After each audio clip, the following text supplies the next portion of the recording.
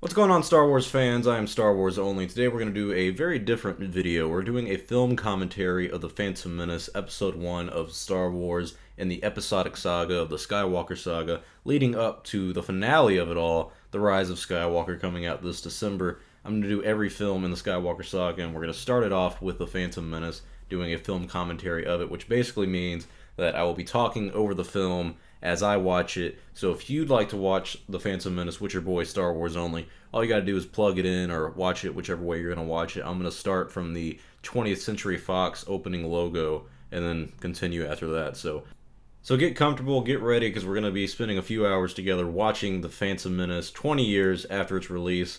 It's 20 years old now, which is crazy. My God, time flies. And get ready for the 20th Century Fox logo. That's the starting point for me. So get there, and we're going to press play here in a second.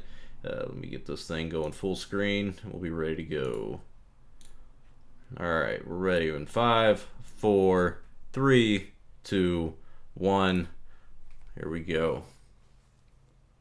What's already crazy is that the 20th Century Fox logo is something we don't see in the new Star Wars films since Disney bought Lucasfilm and Star Wars from Lucas back in the day when they bought it in 2012. It was something that distributed by Fox originally, so Fox always had that opening logo, and it would have that nice theme song, this right here, a long time ago in a galaxy far, far away, and then the great Star Wars theme. Here we are.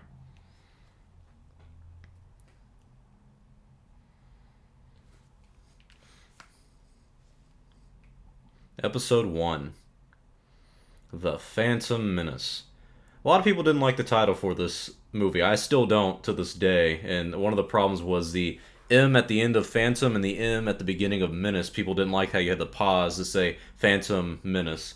But whatever. The opening crawl has always been a little boring for me. Turmoil has engulfed the Galactic Republic. The taxation of trade routes to outlying star systems is in dispute.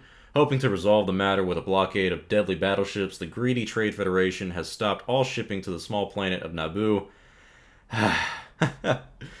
Not the most exciting opening. While the Congress of Republic endlessly debates this alarming chain of events, oh yeah, very alarming, the Supreme Chancellor has secretly dispatched two Jedi Knights, the guardians of peace and justice in the galaxy, to settle the conflict.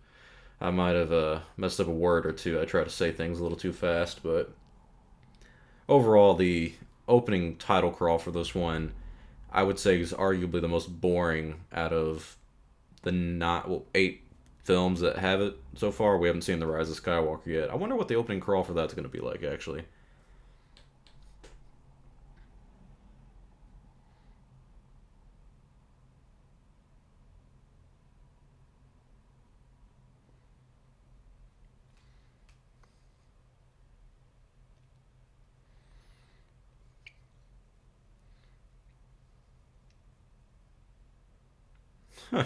The accents that the Nemoidians is how you say it. I don't know. The Trade Federation guys have, they're they're very thick accents, and a lot of people don't like that. They found it very racist when the film came out that it was meant to be Chinese or something. I'm not gonna comment on that and act like I find it racist. I do just find it mildly annoying.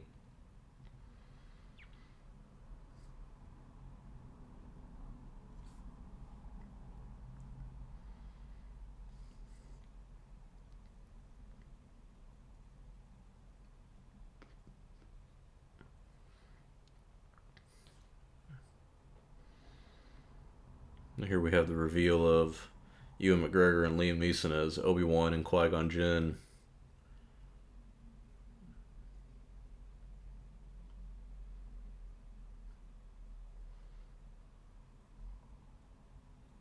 I wonder what Obi-Wan's sensing elsewhere. Is it Anakin? Is it Palpatine? I mean, what was that? I never really understood. I don't think they elaborated on it too much, but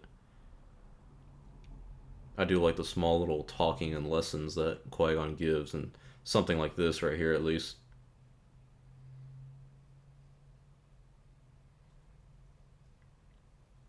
I definitely will be short, my friend. They're not going to happen.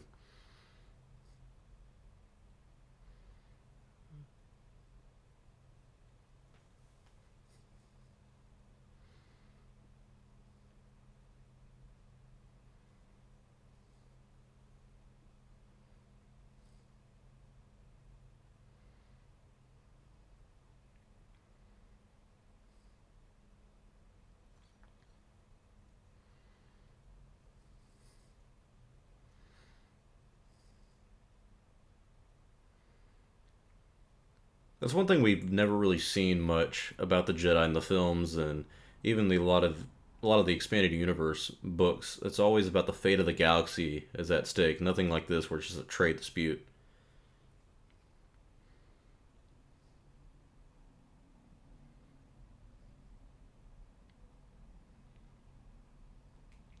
Damn, Palpatine's got those insults.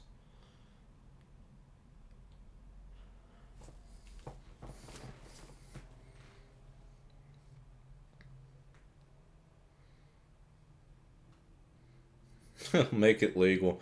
That's a meme now, ironically.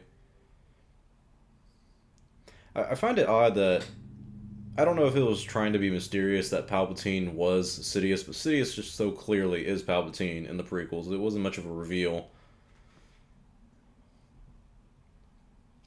What is the first explosion? That shot right there with the gas coming out of the vent, that is the only shot in this entire film that has no digital enhancements at all. I find that baffling. But then again, it's Lucas. Lucas is a lot different of a filmmaker at this time in his life than he was in the 70s. But this part doesn't make much sense where he says they must be dead by now.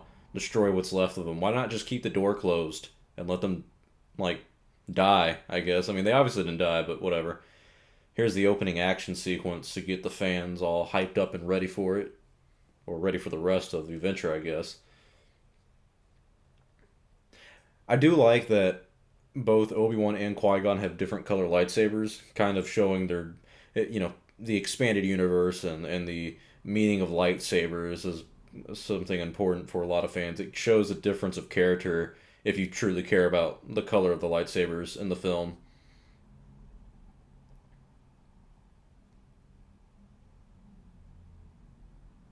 God, Ewan looks so young here. But he's aged so well. I mean, if you look at him now, 20 years later, he still looks really good for his age. I think he's 40 something, maybe 50. I mean, really good looking guy for that age. He's kept really young. Same with Liam Neeson, too. Ironically, after this film, Liam Neeson almost quit acting. I don't think he was. I'm not going to say I don't think. I know he wasn't fond of the way this film was filmed and not really being able to interact with a lot of actors, but he's still kicking. Here's the droidicas.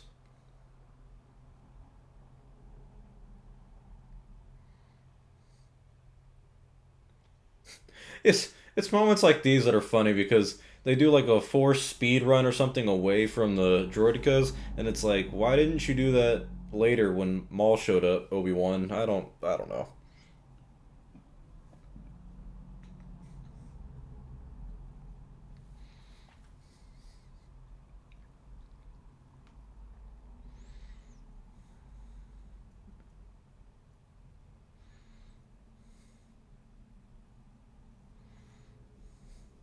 Why? Why split up Qui-Gon? That increases your chances of getting caught. Here's a really corny line. Ha ha ha! That's supposed to be funny. Negotiations were short. I really wish I was there when this film debuted in theaters to see how the audience reacted to that line. This part's kind of boring as well. The talk of politics.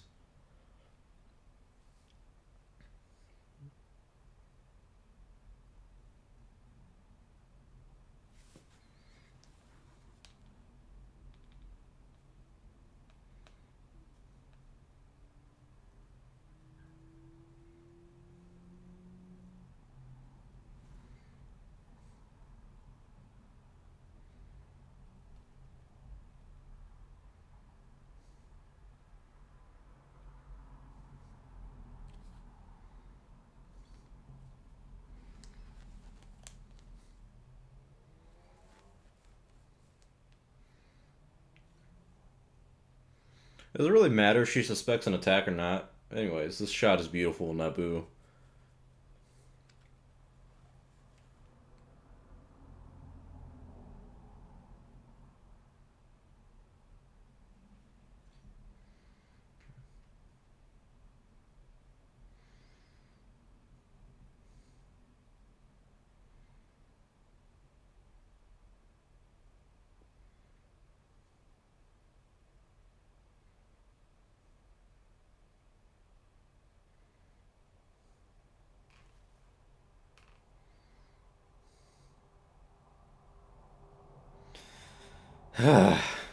This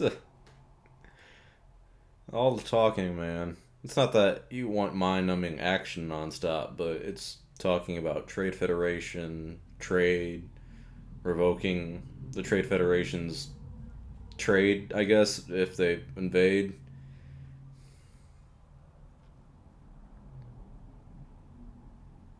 But like, if the Trade Federation is invading Naboo, does it really matter if she suspects an attack or whatever they do? They don't have an army. And why are they parking so far away from the city that they're invading? Like, they're over here in the trees. There was so much land outside the city Naboo. Just park there and walk, and you'll get there a lot faster. Maybe it's the tanks. I don't know. I might be looking too deep into it, but I mean, come on.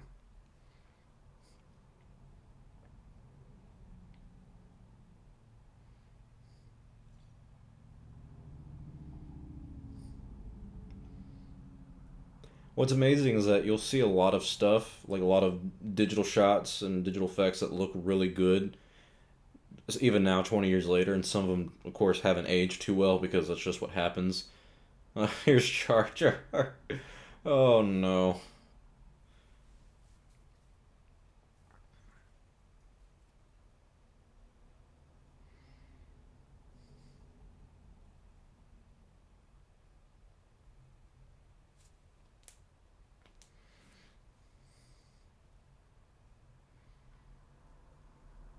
Moi Moi, I love you.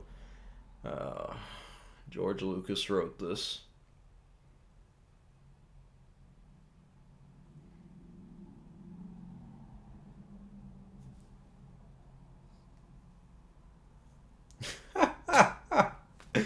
Oh man, now that voice acting is not great. They really, Ahmed Best did the voice for Jar Jar. They really should have just had someone else do it, like they did with David Prowse and Darth Vader. I don't know, man. Just feel like that would have helped with Jar Jar a lot.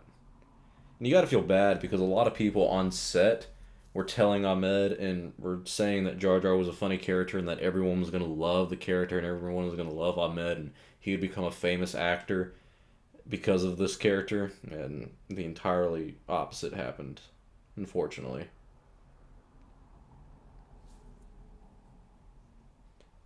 But stuff like this, like these simple scenes that you have right here, were really revolutionary for the time. I mean, it was the late 90s, early 2000s, and you never had a, an actor take the role of a digital character and do the body work for it, and then they go in post production and put Jar Jar in and have him standing next to Liam Neeson and Ewan McGregor right here. It looks, I mean, right here, even with Ewan talking to Ahmed or Obi-Wan talking to Jar Jar, Jar Jar looks great. He looks really good, and it really looks like a real character. And so, despite him being an annoying character, he was completely revolutionary for his time. And oddly, scenes like this where he does this big old front flip thing, people interpret it as a, oh, he's a Sith Lord. Come on, you're just reaching at this point. But the character is still impressive and still revolutionary.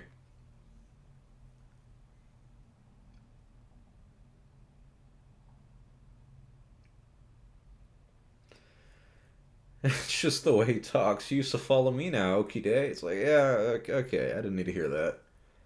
This shot's beautiful, though. The Gungan city.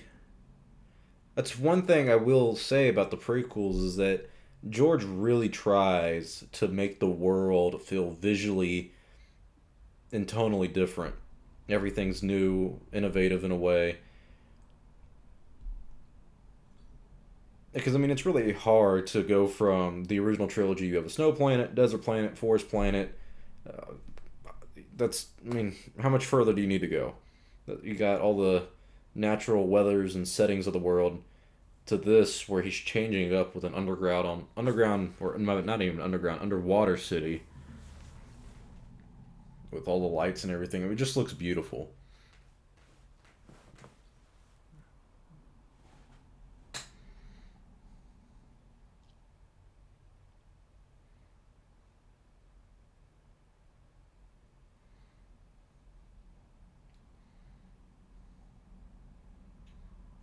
Mesa back, haha.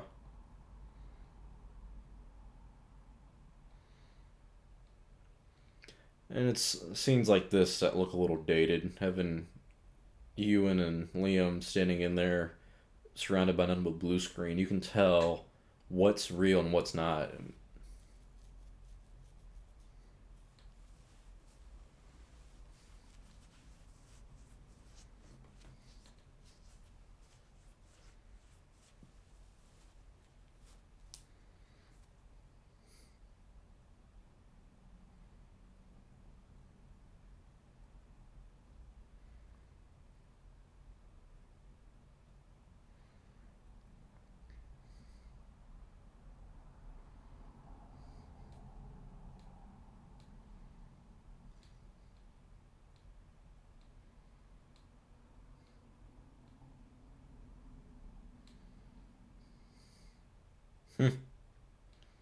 The actor for Boss Nass, he actually talks about how the the way he talks compared to the way Jar Jar talks is probably why Jar Jar wasn't received as well, because it's hard to understand a lot of the times what Jar Jar is actually saying.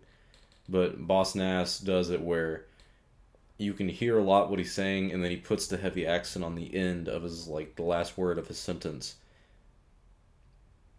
And he was actually one of the few people who kind of challenged Lucas on the ideas for the Phantom Menace, saying, "Yeah, the character's good, but let me do the dialect like this instead of the way Jar Jar's doing," and it obviously worked out for him. But they should have just left Jar Jar here. That should have been the character, honestly.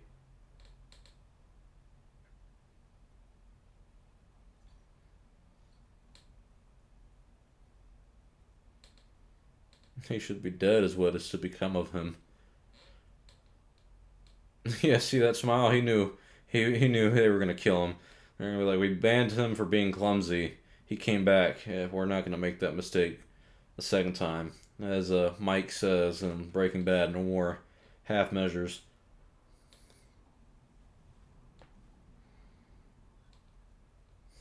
That part's always funny. And I always like the way he says that. Be gone with him.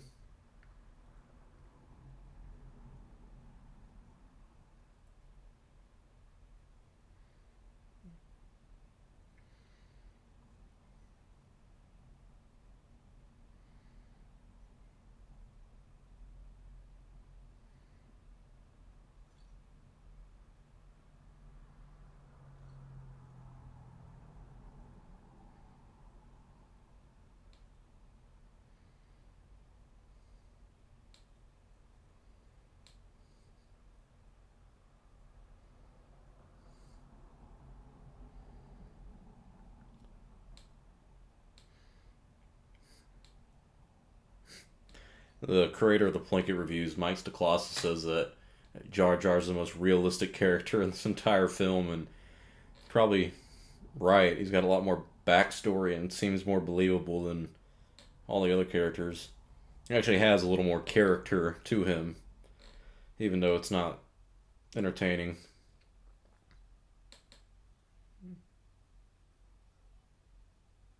And see, he's the only one who reacts with any caution and danger or sense of danger. A lot of the other characters, and you'll see this throughout the film, since they're surrounded by so much digital and CGI stuff, they never feel any tension of the scenes. And, there's really chill throughout the entire time. It's just kind of takes the tension out of the film. We'll talk about it later because there's a certain scene that they had to go back and reshoot because of that specifically. But I always like these scenes with Sidious right here. I mean, anything with Sidious is normally pretty good.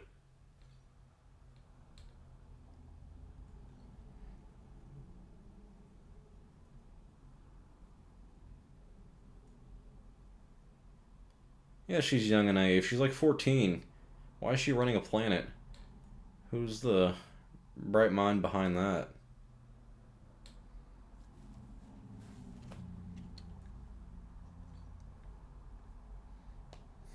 He's got a point.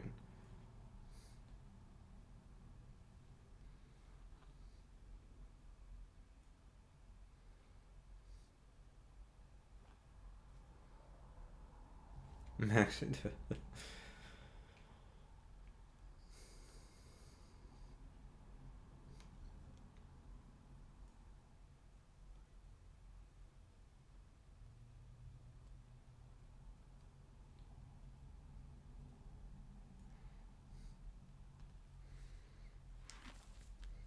And Jar Jar's got a point. He's the only one who feels any danger. Reacts crazily.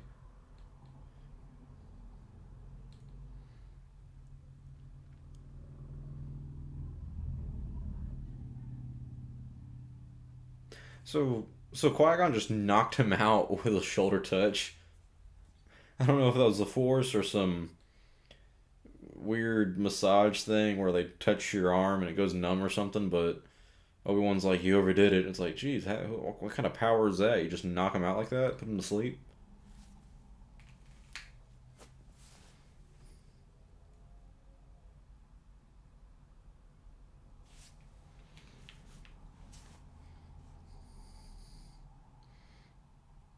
See, look at all that room they had to invade Naboo. Ah, Naboo is so beautiful, though. Even her dress is pretty cool.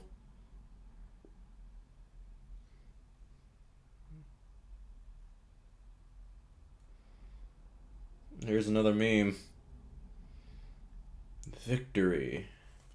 Yep.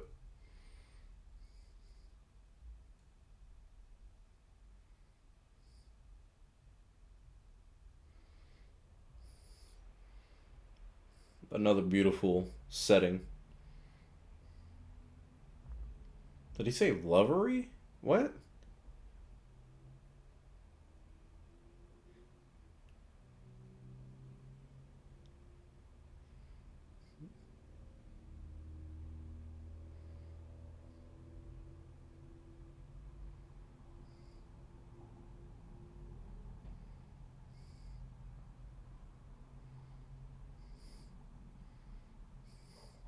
What? What does that even mean?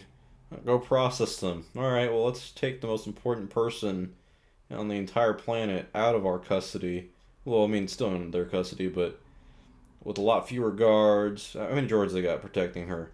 4?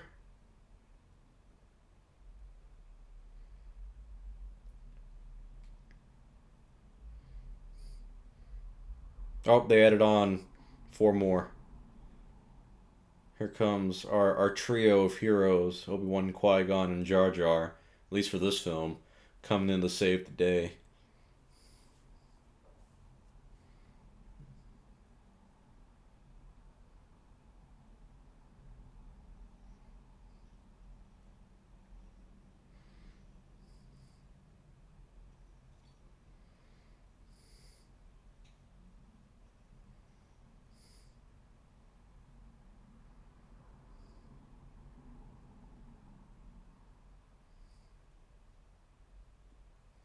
Did you say bomb bad?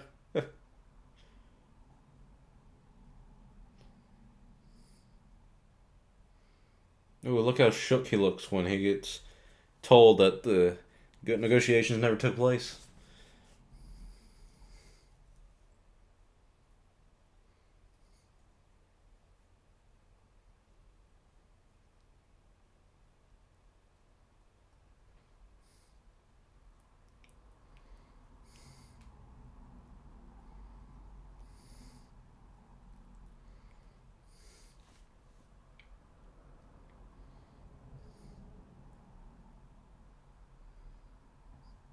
Qui-Gon's right. There is no logic here at all. A lot of this doesn't make sense. You gotta block a planet, trade routes because of the taxation to trade. I don't care. It's fucking.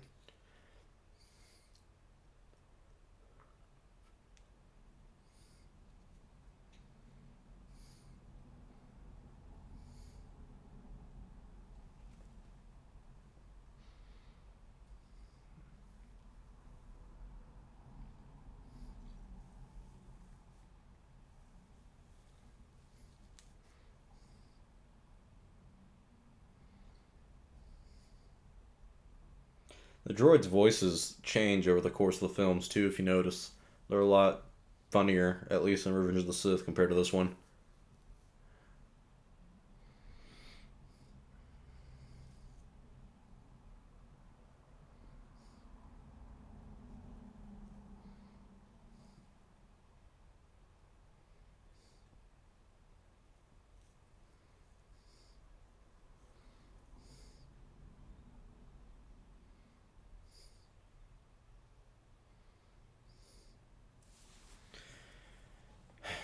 These droids certainly lack a lot of tension for our characters because, like Lucas said, Jedi can cut through them like butter. And they do.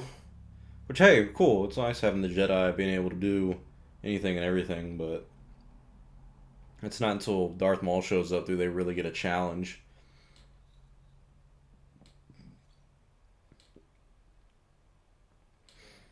So this scene right here, they had to go back and reshoot because Ewan McGregor was talking about how when they filmed it, everyone's acting was so wooden.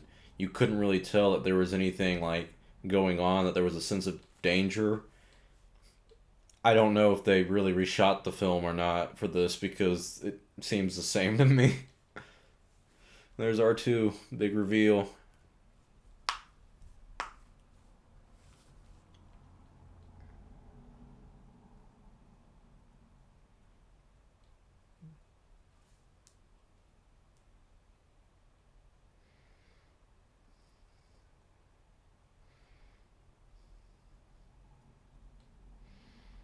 That's a pretty shitty blockade if it can't stop one ship. I mean, it's not the biggest one in the world. You had all those little fighters that took on the other pilots later on when they fought. Why didn't you send a bunch of them over to take this one?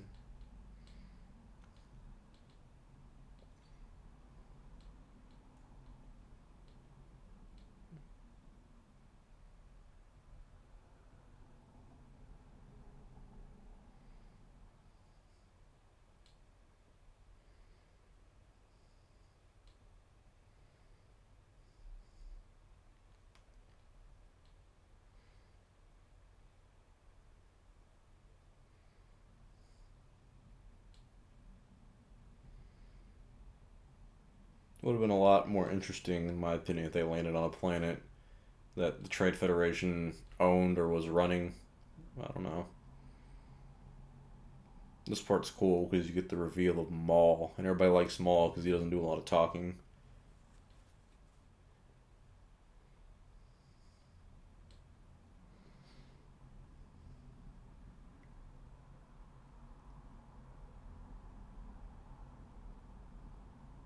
Not for a Sith. It's pretty badass, and he shows up, folds his arms, ready to fuck it up.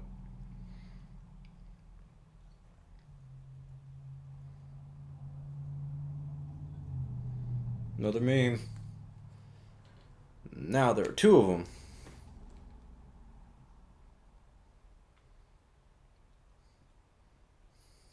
Yeah, y'all really shouldn't have made the bargain. What's in it for you? What do you get out of all this?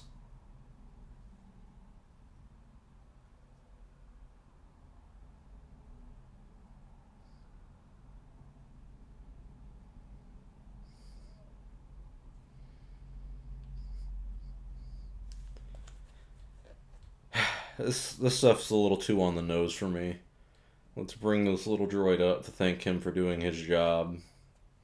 It's kind of a obvious. Hey, you remember R2 from the last trilogy? Well, here he is. Plus, it's kind of funny in hindsight realizing that Padme is the actual queen, and she has to clean the droid.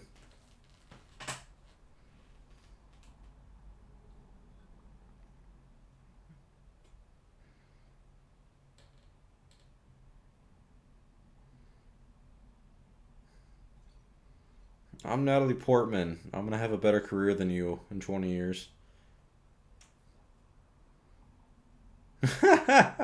His smile, though. That's pretty funny, I'll admit.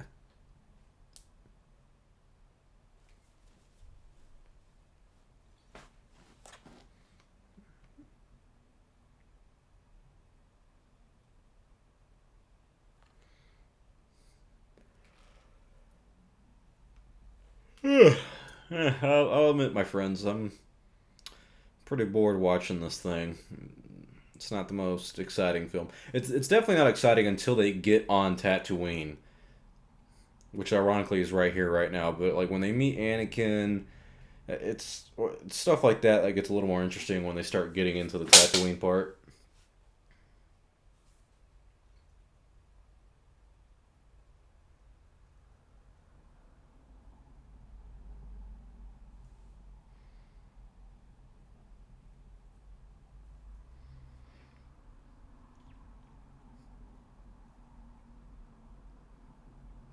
Wish they'd elaborate on the Force a little more in this, instead of just, I feel a disturbance in the Force. Oh, me too. Alright, well, let's not talk about it. Let's just keep going. It's like, well, what do you mean? What does that mean, a disturbance in the Force? What's going on here? Tell me.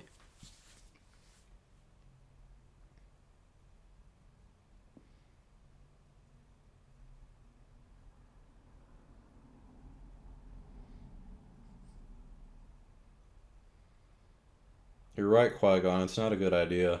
This girl's a damn pedophile going after a 9-year-old boy, and because of that, 10 years from now, he kills the entire Jedi Order because you decided to bring her to Tatooine.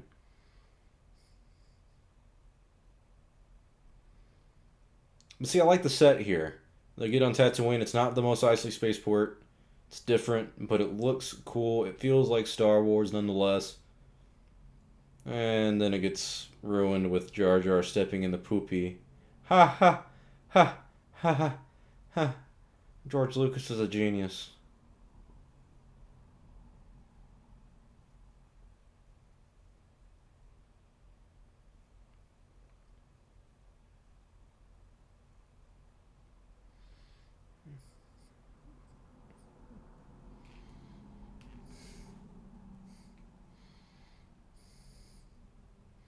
My boy Watteau. He's another very realistic character in this movie compared to the main cast.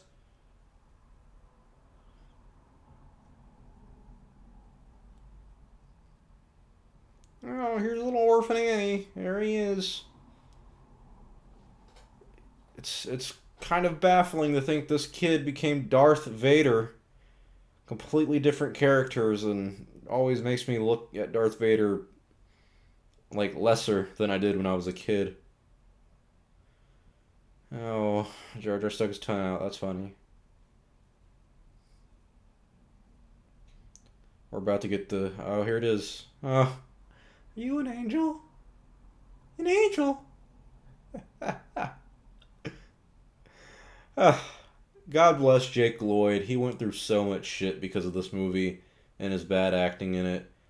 Ironically, the kid that played, I can't remember the name of the kid, but the kid actor in The Sixth Sense with what's his name, Bruce Willis, Sixth Sense, that was played by there's a young kid who was auditioning for the role of Anakin Skywalker as well, and people actually got mad at Lucas again when that movie came out, because I think it came out in 2000 or '01, and people were mad at Lucas for not casting that kid and casting Jake Lloyd instead, because they realized how much of a better actor the other kid was.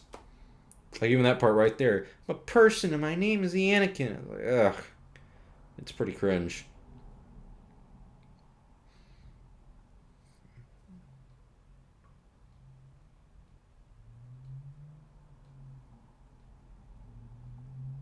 Hit the nose.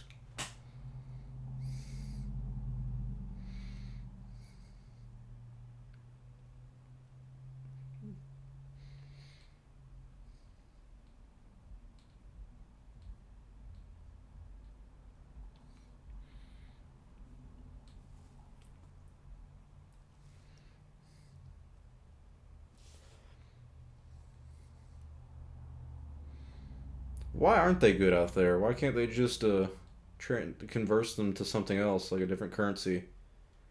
And also, why don't Jedi mind tricks work on Troydarians?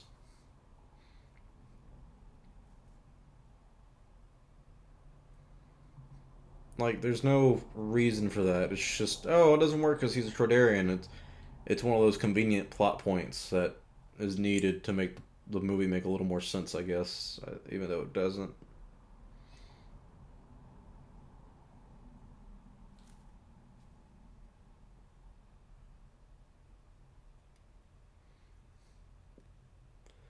What is Jar Jar even doing there? What the Why is he messing with any, like, what, he's juggling shit. What the hell?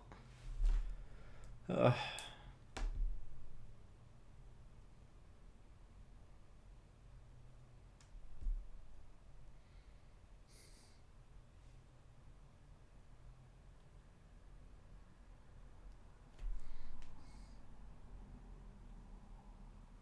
Yippee! Yay.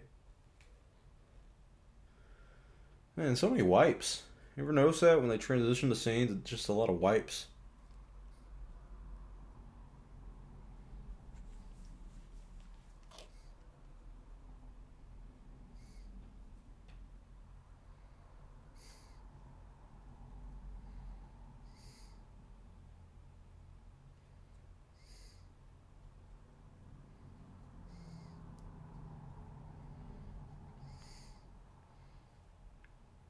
I don't know, Qui-Gon, you got a lightsaber. You could probably barter that pretty well.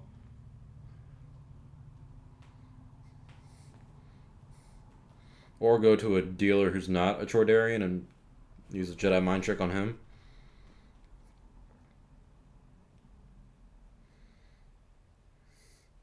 A lot of whoopee? Is that how you say it?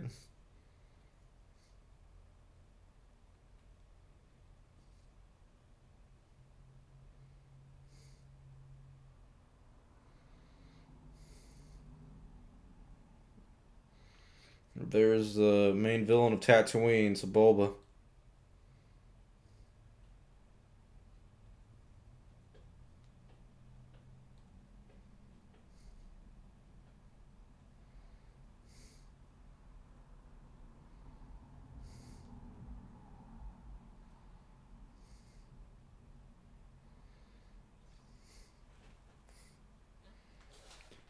Yeah, Jar Jar, maybe you should have just stayed on the ship. Not only are you clumsy, you're the reason Qui-Gon and Anakin met, and that brought them back to the house of Anakin, and just, breadcrumbs to a trail that just leads to Anakin killing a bunch of younglings.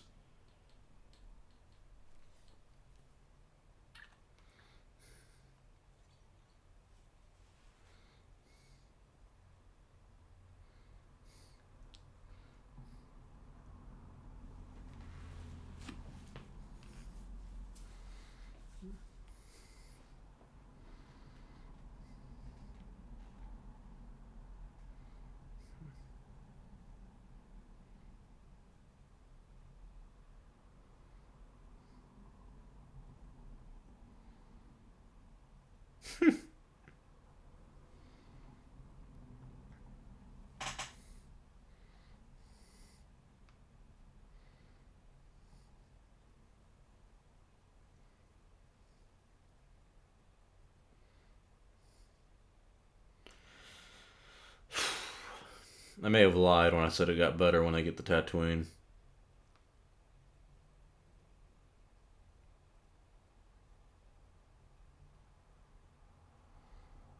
Here they meet Shmi.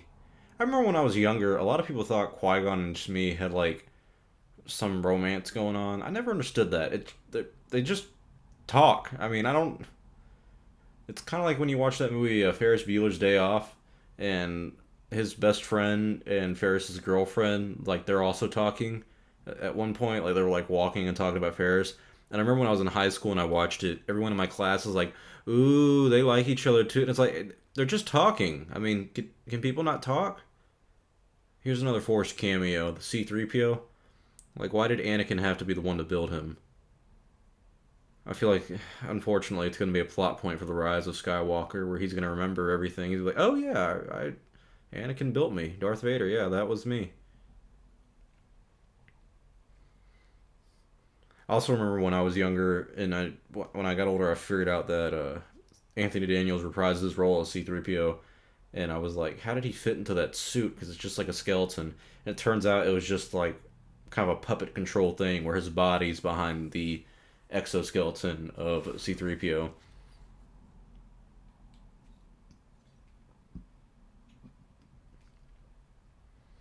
This is how C-3PO and R2-D2 met. We needed this scene because I, whatever.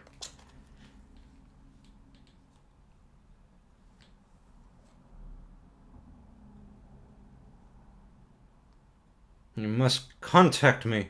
That's me anytime I'm trying to hit up a girl. Like, hey baby, you must contact me.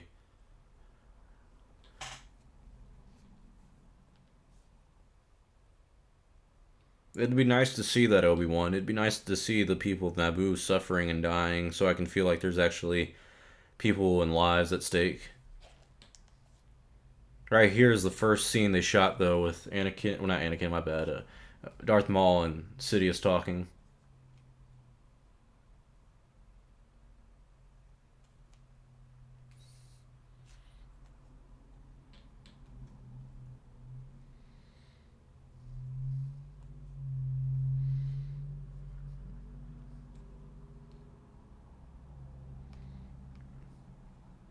I think it would have been a little cooler to see Sidious and Maul training together a little bit before Maul goes on to take the Jedi on. Just kind of like a final little touches of his training or something. Sidious is like, all right, we got to get you warmed up or something, get you little sparring sessions in or something.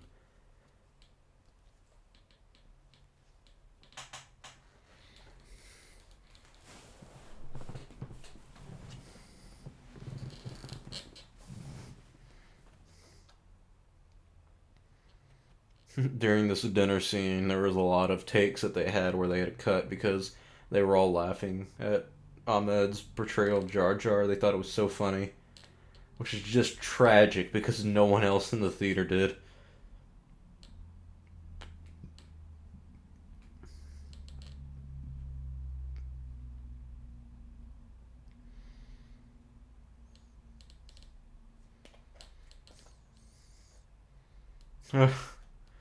It's always annoyed me that they call it laser swords. Like even in the Star Wars universe, it's like, come on, dude, it's a lightsaber. Just call it a lightsaber. What's so? Why we got to call it a laser sword? Just call it a lightsaber. That's what it is. A laser sword's kind of demeaning to it.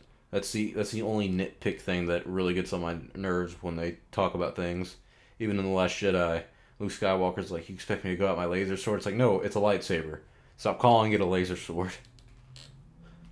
Laser sword's what I find at Dollar General.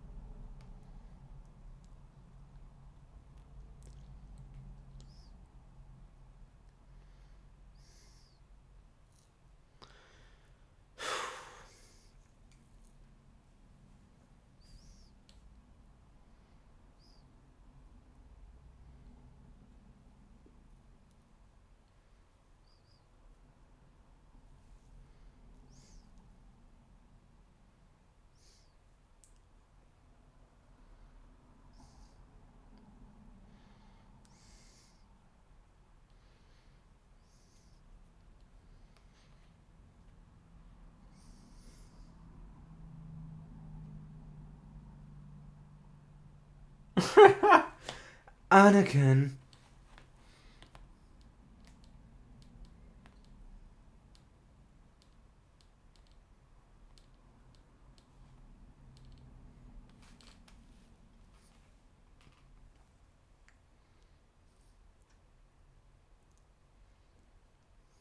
Oh, that's really the deeper meaning of the scene. Is that's a big problem in the universe. No one helps each other. It's a very complex story.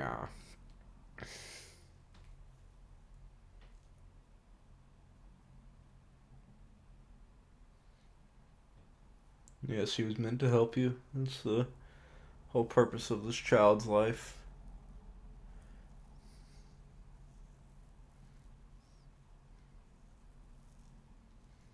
Padme makes sense right here.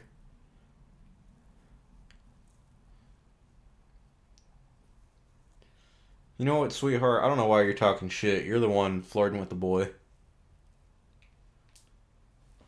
He's 9 years old, you fucking creep.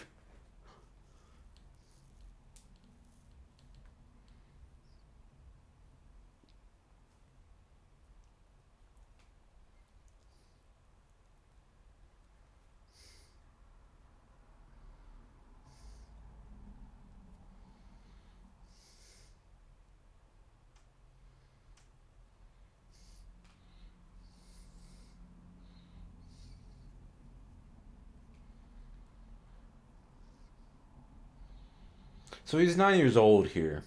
He was pod racing before this. You're telling me this boy was like maybe 7 or 8 years old out there racing? Oh my god. And he's a badass.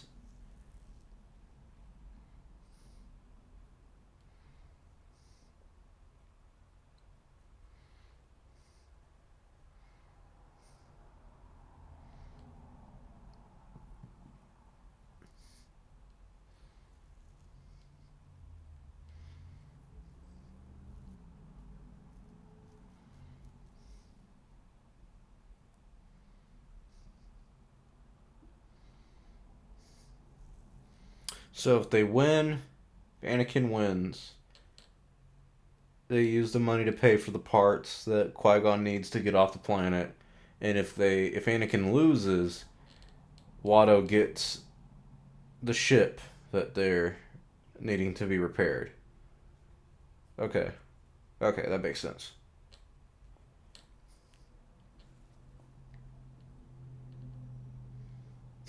Those two guys behind Obi-Wan have just been chilling the entire time around the ship, just kind of hanging out.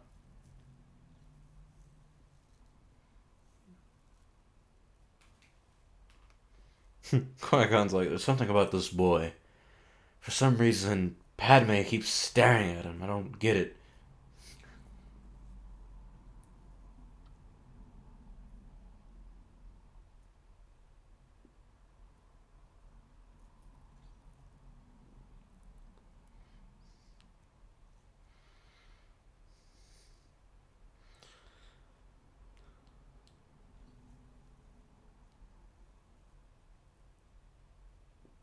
That he does. Everyone deserves better than a slave's life, sweetheart.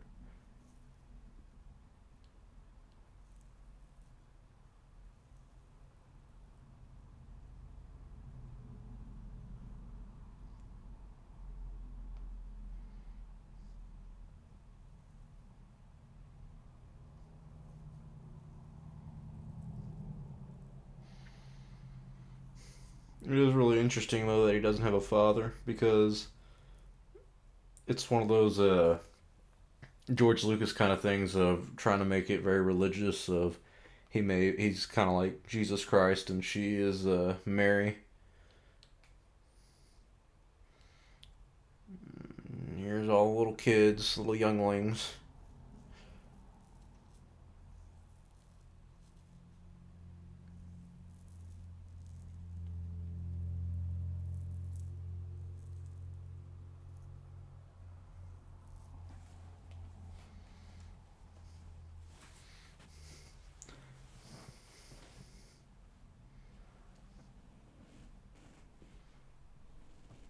Damn, kids are fucking ruthless on Tatooine.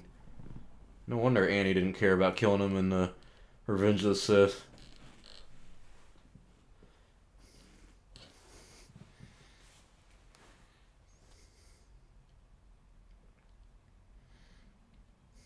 Ha ha ha ha ha. His tongue's numb.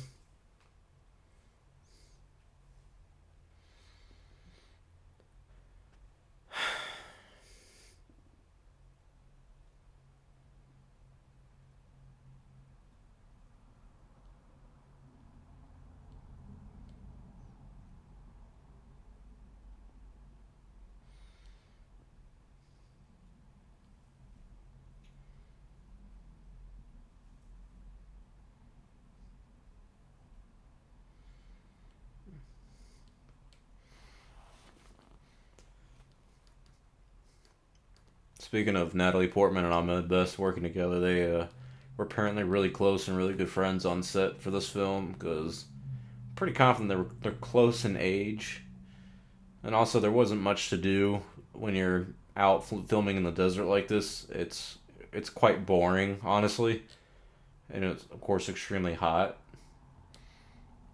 Here's an emotional scene. It's working.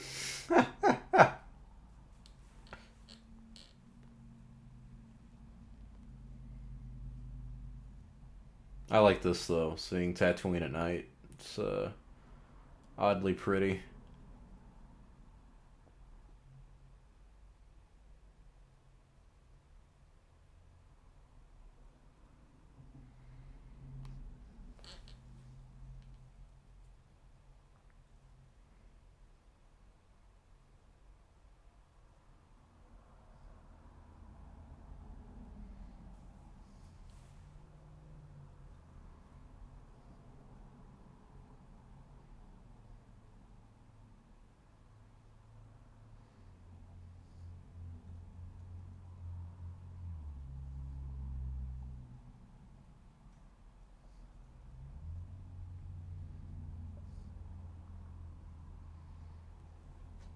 This is when the midichlorians are coming in. It gets a little confusing.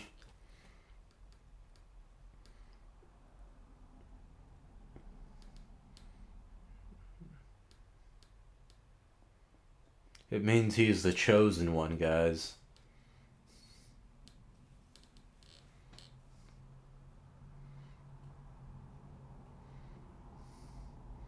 Oh, there's Darth Maul's ship. I've seen that in Battlefront 2. The one by EA 2017. RIP the franchise.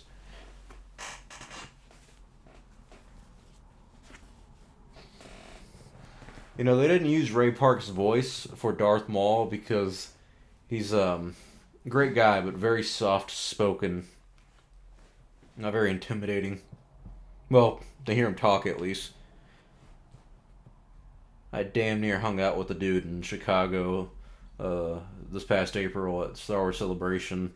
One of the insider guys that I was hanging out with was like, he's close with Ray Park, and we were at a bar. And he was like, "Hey, I might text him, see if he wants to come out tonight." I'm like, "Oh, it's lit," and then couldn't happen. The bar was a little too busy, and Ray Park talks to everybody. He's like the best fan service kind of Star Wars actor because he will talk to you for hours just because he likes to talk to you.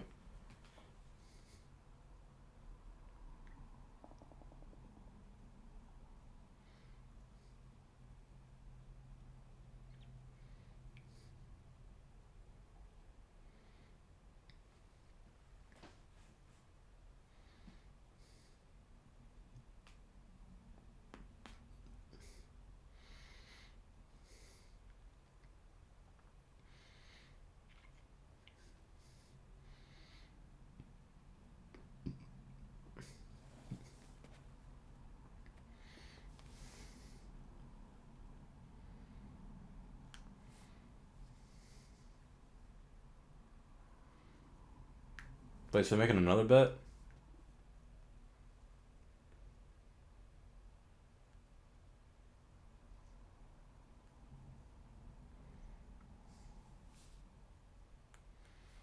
Wait, so what's he betting against the?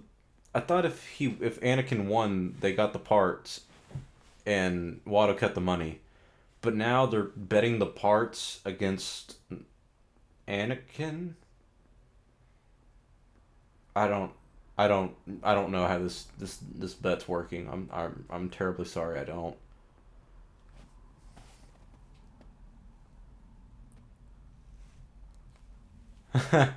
Watto's Watto's little grunt face right there is funny. He's also got a cane, but he flies.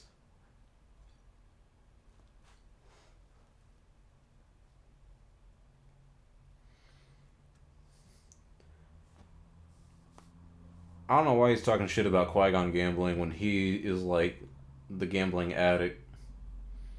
I guess every addict can never admit the problems. It's like saying I don't have a drinking problem, yet you got a bar at your house.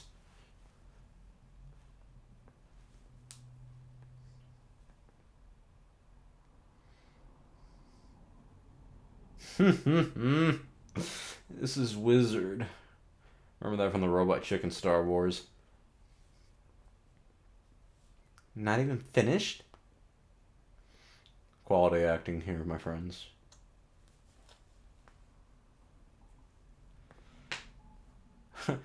Anakin's thinking, you keep talking shit, girl, about me not finishing this race. I'm gonna. You just see, you're gonna be my wife, and you ain't gonna be talking shit no more. This is when the film picks up. They get to the pod racing. Da-na-na-na-na.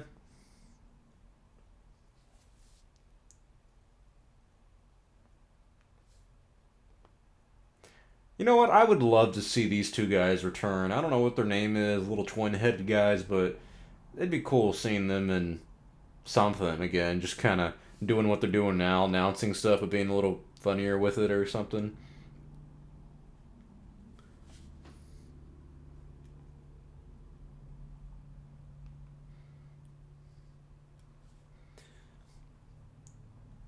When it comes to Star Wars, you always like seeing the different races of the universe and everything. It's not supposed to be forced, but it's supposed to feel natural. And this scene does a pretty decent job at it because it'll show you all the different characters. And there's actually a lot more to it. There's a lot of deleted scenes off the pod race, but for good reason. It does, it's a big part of the movie. And all the cheering you hear, when Ben Burtt, he's the sound designer for this and the editor for this film, he went to, I don't know if he did the sound design for this film specifically, but I know he did it for the original trilogy. But he actually went to NFL game. I think it was like a Packers against the Lions or something like that. I really can't remember. It was back in 98, 97 when they filmed this. And when he went to the game, he just recorded the crowd's reactions. And that's what they used for the voice of the crowd here. Just people at an NFL game cheering.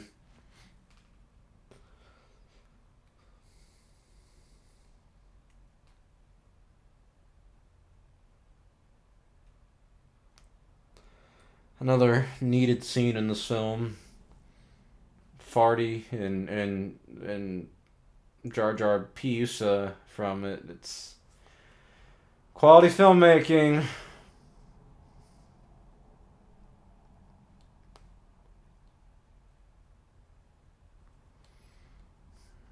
God, Sebulba was such an ass. I don't even know what that does, but he just knocked it off. Be like, bro, don't you fuck with my pod race.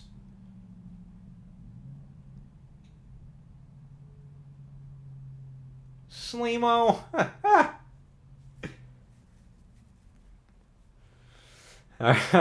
if you watch the if you watch the behind the scenes stuff, when they're recording the voice for Sebulba, where he does that little laugh, he's like, and Lucas was like, oh, maybe do it with a little more of an evil kind of laughter, kind of relishing.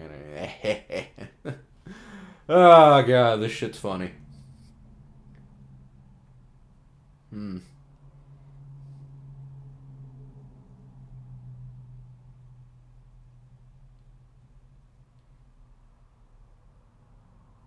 There's my boy Jabba.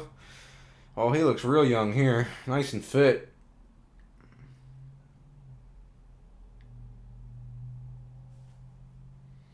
Is that his boy Bid Fortuna right by him? God, he looks young too. But see, Jabba's obviously CGI or digital. I mean, you can just tell. It's shots like that where you're like, come on, bro. What did was that a necessity? Okay, actually, you know what? I'll give credit where credit's due. That probably was a necessity. It required 6 puppet people to do the body of Jabba in Return of the Jedi.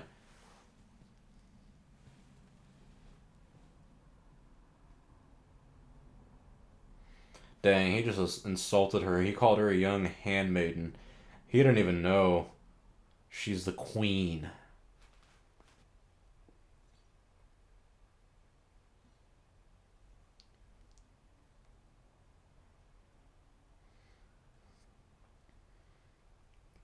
The sound design for this movie is really good. All the pod racers and whatnot.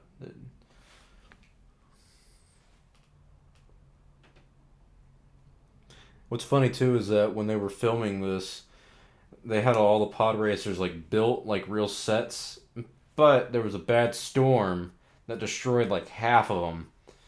And yeah, that probably wasn't great for production cost, but I think they did most of them digital after that, except for Annie's, of course.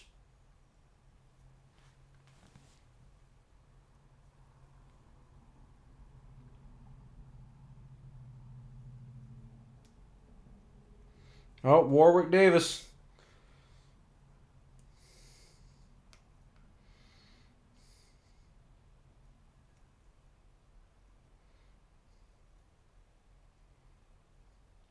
You want to play that pod race game at like main event or wherever your little arcades were at when you were younger? I used to play that all the time.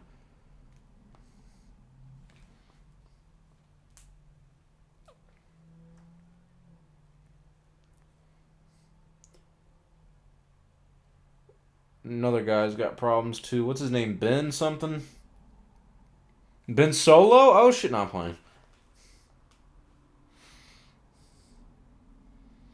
Wouldn't that be funny if, like, in The Rise of Skywalker, there generally was time travel, and instead of using it to like rule a galaxy, Ben Solo or Kylo Ren, whatever you want to call him, goes back in time to watch the pod race. Like he's one of the people in the crowd. He's like, "Yes, Granddad, yes."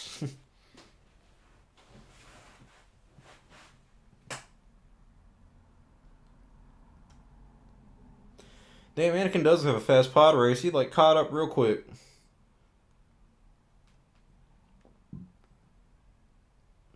There's Aurora Singh. Got to make 10 books off of her just because of that one shot.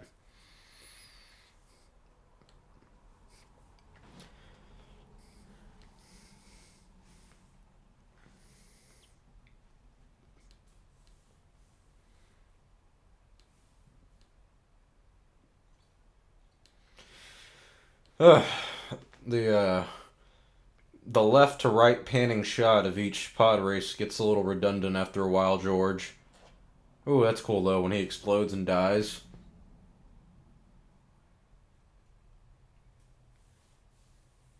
Tusken Raiders, you remember them?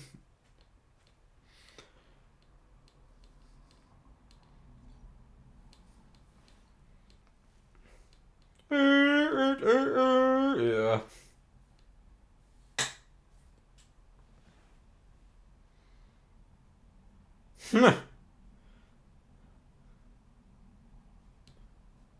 RIP my boy.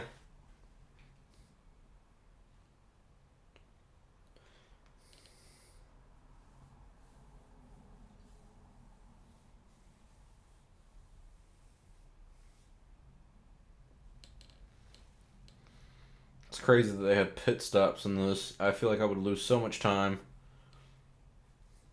This part's kind of funny. Huh.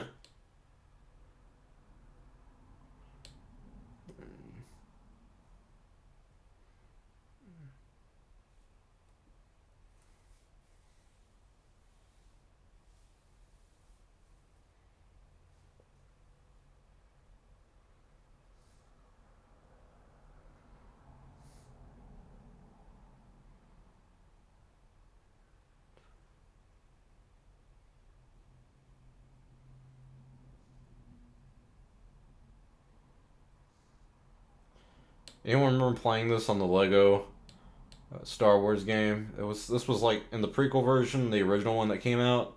This was like the hardest one to complete. Complete Saga was easier, but the original one, my god.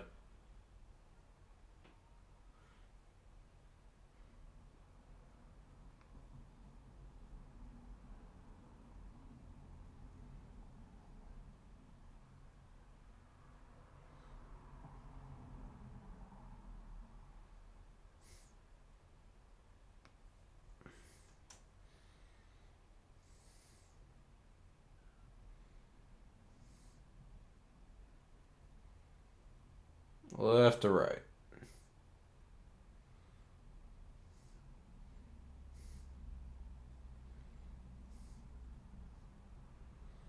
Damn, so Bulba just straight up murdered that dude. Way to duck, Annie. Oh, he's spinning.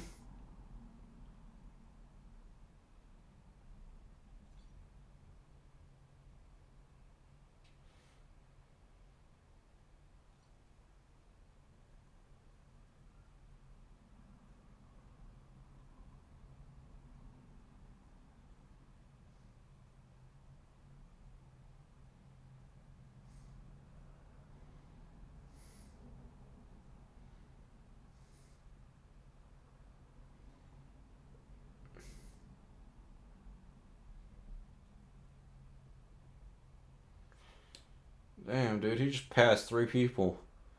This was a street race, so that'd be embarrassing.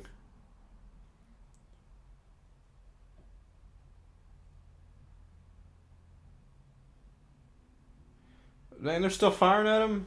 No wonder he kills them in the next episode. Not only do they kill his mother, but they don't stop firing. They just killed that guy. What the fuck? Oh, yeah. I like that meme. I don't care who you are. That's or what universe you're from. Or what do they say? I don't care what planet you're from. That's gotta hurt. I like that. Apparently, I didn't even hear it right.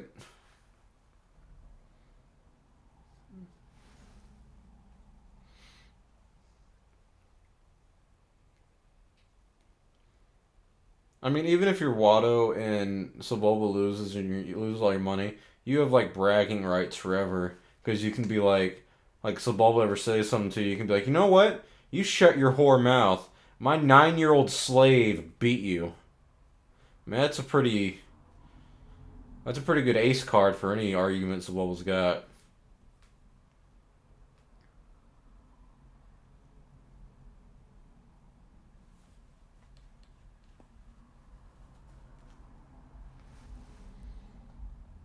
Keep flying, Annie.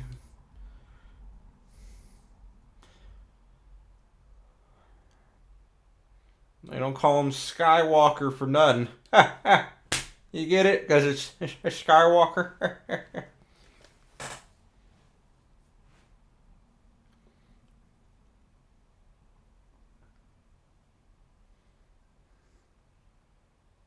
Nope, Jawa cameo. You gotta have that.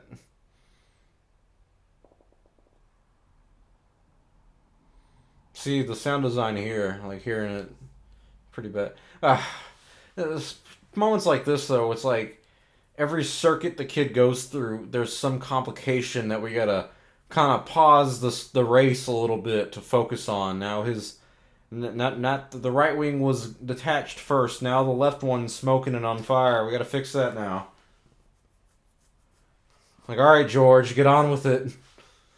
As cool as this pod race is, it's not furthering the plot in any way. Maybe I'm lying, because they do need it to get the parts, but this part isn't furthering the plot. It's just repeating what we did on the last circuit run.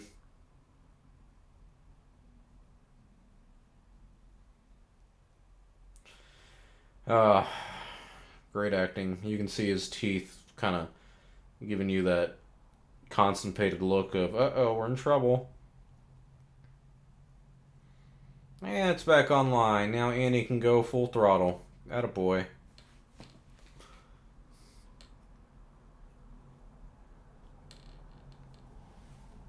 That's a good shot. And it's gone. Left or right?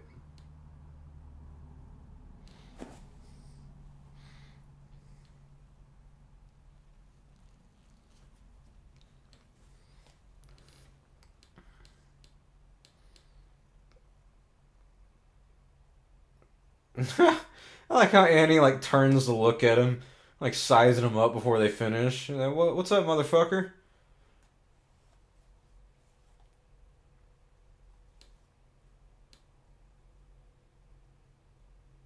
This reminds me of Grease when Danny Zuko took on the other guy. I can't remember his name, and the other guy had like, I don't even know what you'd call it, almost like a chainsaw on the side of his car to cut into Danny Zuko's car. The name of the car was Grease Lightning. And there goes Sebulba. Unfortunately, he didn't die, though. This part's funny, though. And he did it!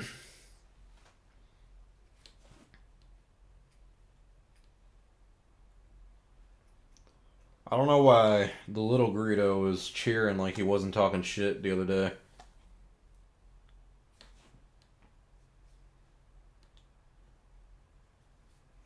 You did it, Annie! Little do they all know, they're cheering for the future mass murderer of the Jedi species. Or order, whatever you want to call them.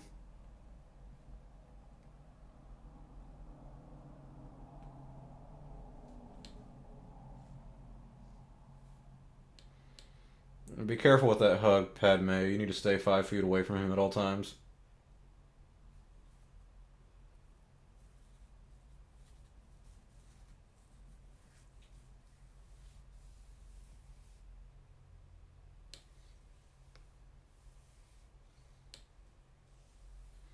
And I guess Watteau just gave away a lot of that money.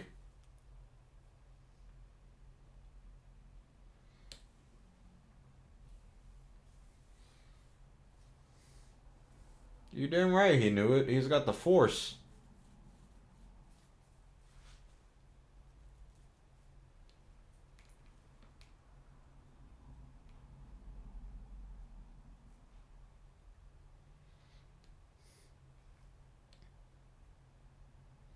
Ooh, was that Darth Maul's little thing that just went past Qui-Gon? I also like how Qui-Gon threatens Watteau with the huts. That's kind of a badass power move right there. Oh, you don't like the bet? I'd pull out the lightsaber. What'd you say, you flying wing motherfucker? I'll chop them off right now. You'll never bet again.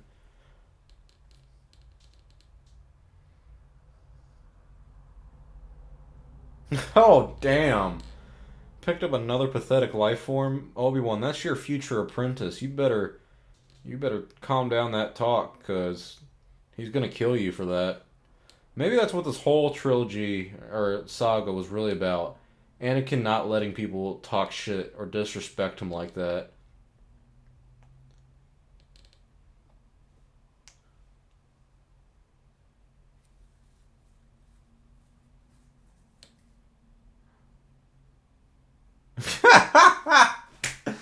Oh, that's such a casual thing. This, hey, you're no longer a slave, little kid.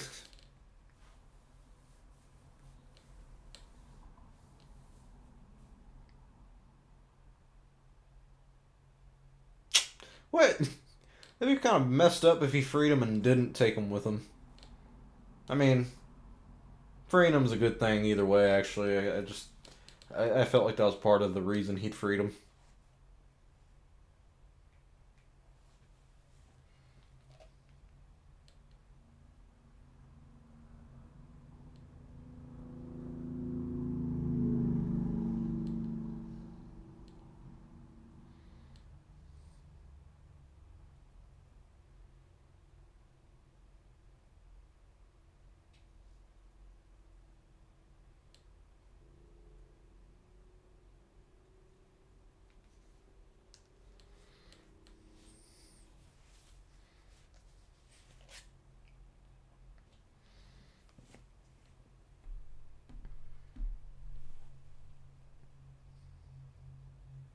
Nope.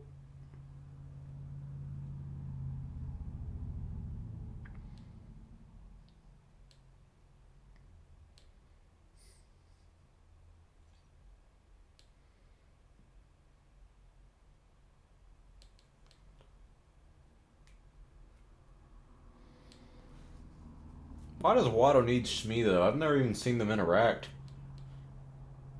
What'd she do for him? Maybe I don't want to know actually.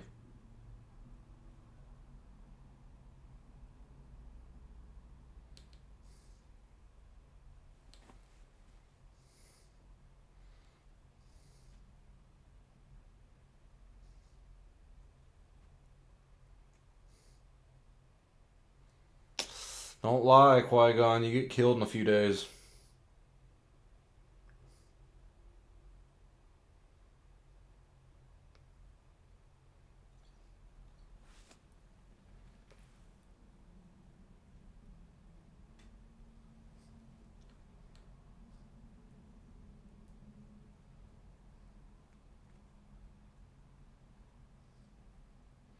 It's kind of cool they do a first-person shot right there for 3PO seeing Anakin.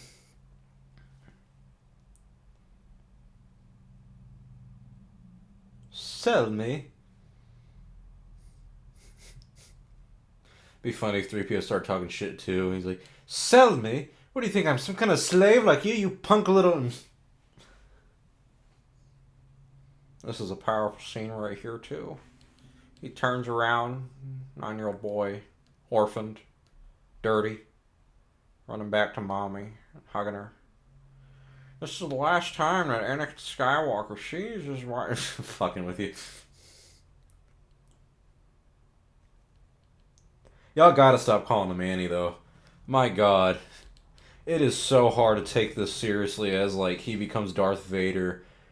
And he goes from intimidating Darth Vader to Annie. And the acting, man. I guess that's what really drags down this film is the acting and the writing of the dialogue. Sure, we'll forgive bad plot and story, but the writing and the dialogue just with the acting doesn't mix well. And maybe it's the writing that makes the acting bad. Because to be fair, most of these people, excluding Jake Lloyd, are really good actors. Yeah, you should have heeded her warning too, Anakin, and never came back. Would have been. I'd have been like, yeet, I ain't coming back to Tatooine. Not trying to deal with this again. Also, when they left, they could have came back and just freed the slaves. I feel like that would be a noble Jedi thing to do in slavery in a part of the universe that has it. I don't know. Maybe that's the morally fucked up part about me trying to end slavery. I don't know about you guys, but I would have gone back, and even if it was my mom or wasn't my mom in slavery, I would have been like, hey, I feel like since we don't have a galactic war going on right now, we should probably end the slavery. Just some food for thought, Master Yoda.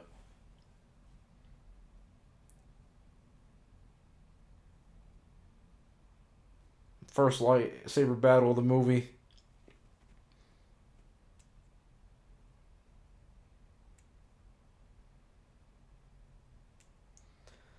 It always cuts away from the cool parts. They're fighting, you see Anakin run, they're fighting again, but it's so close up and edited weird that you can't really see what's going on. Now you see it from a distance. You gotta see the ship launching. Boy, that was a big fucking Mario jump, jeez. Qui-Gon's about to do one too. Look at that. Boom, right up there.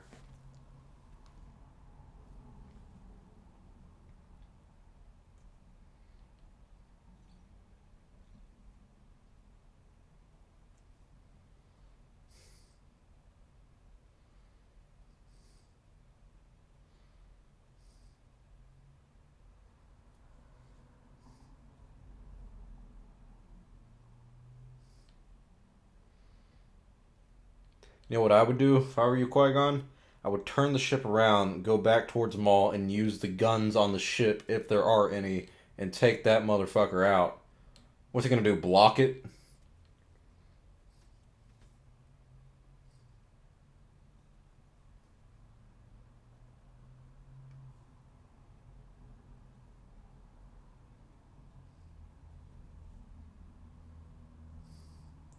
You're a democracy, and you voted for a 14-year-old queen.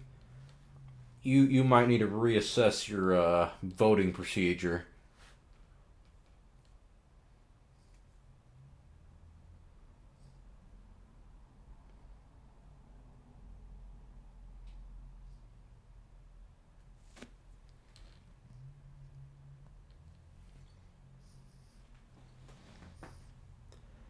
Keeps talking about the death toll and people starving. It'd be nice to see the Naboo citizens in this kind of turmoil and struggle, so I truly know that bad things are happening.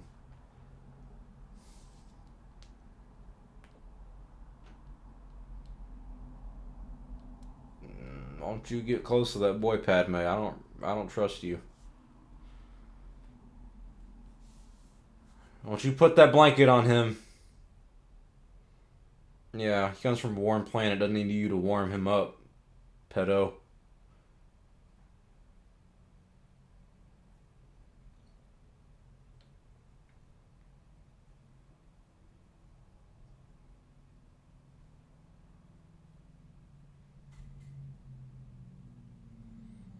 Nah, don't worry about it. If the Senate doesn't intervene, y'all are gonna go back and fix it anyways. Not that big of a deal.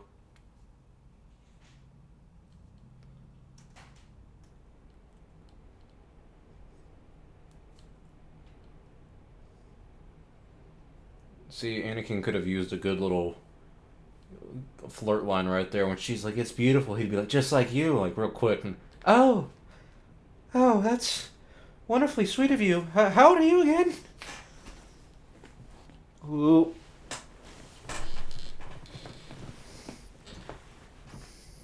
See, that's probably what got Padme really interested in Anakin. Is he was like, "I care for you too, but I miss my mother." Women love that in men, and they really are close with their moms.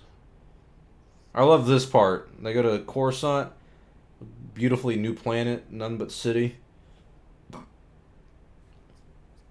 Yet again, Lucas shows his creative mind, at least visually.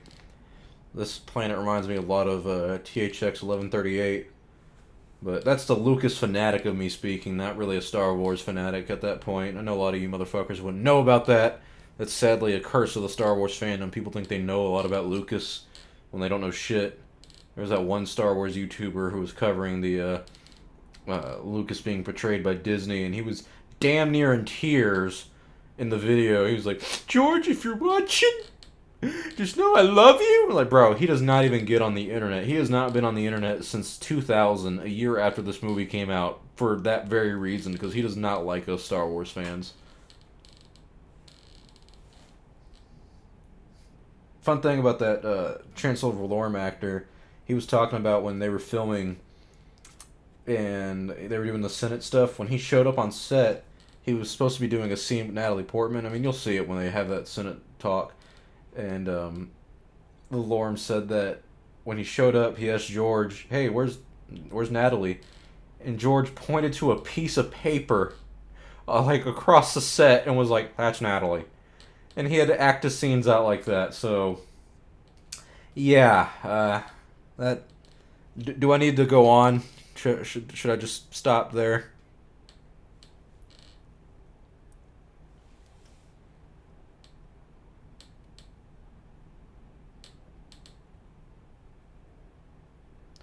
What did Jar Jar say? The Queen's being really nice of me to think pretty hot or pretty.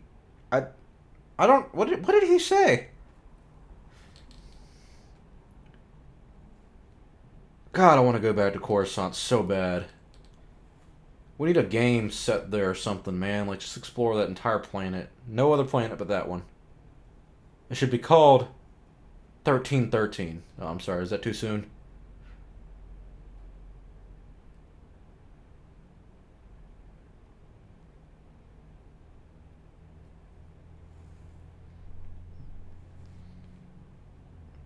Palpatine's giving his little political speech to Queen Amidala. Or, my bad. The decoy Queen Amidala? What the fuck's her name? I don't know.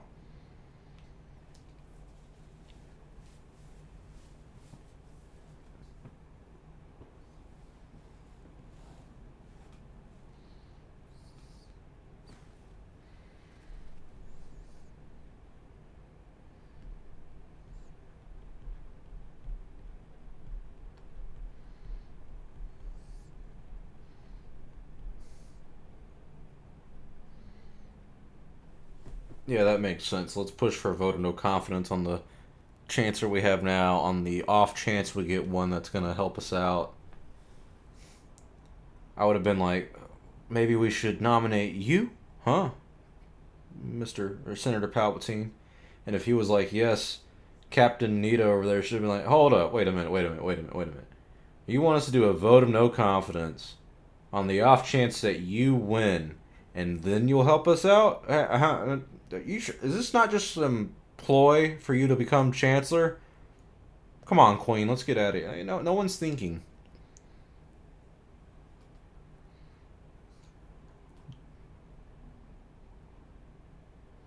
Ah, this is the digitally enhanced Yoda, not the puppet one, thank God.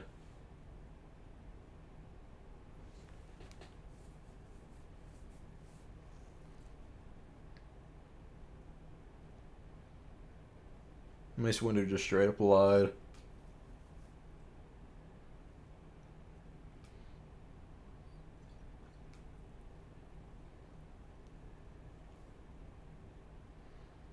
It's my boy Yarl Poof in the back. The virgins.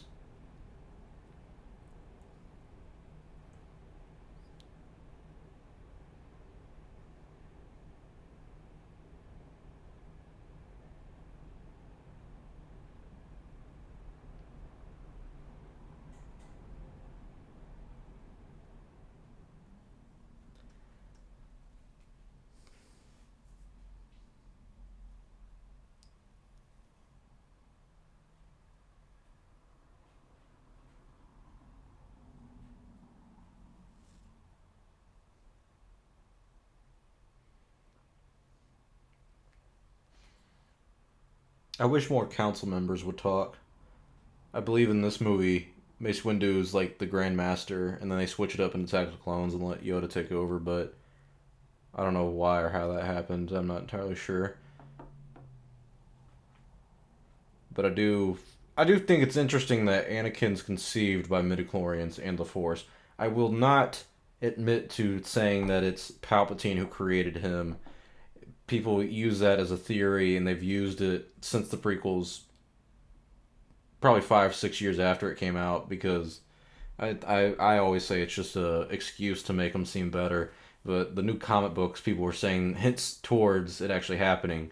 But Matt Martin, one of the Lucasfilm Story Group guys who was actually involved with that comic book, said it was not meant to imply that at all. So yet again, people just read a video or read an article, watch a video that says, "Oh, it's confirmed," and take it like it's fact when it's completely not. So yeah. This is the part where the actor for Chancellor Valorum was just acting by himself without Natalie Portman there.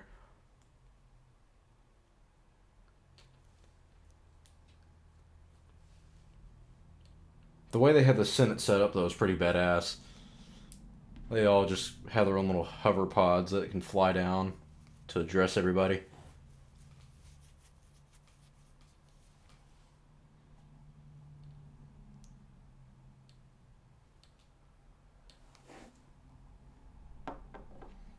I don't care if you object to the senator's statements. That's what's happening. Don't try to lie.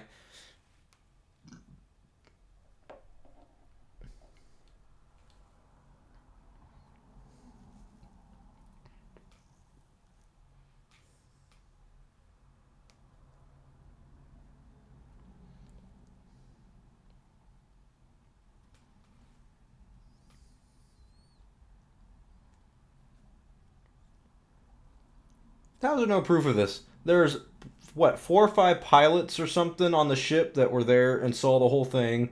2 Jedi who Chancellor Valorum himself sent that could testify. We're just going to believe these guys who weren't at the planet over the people who just came from there. Don't they have voice recorded messages from the governor, too?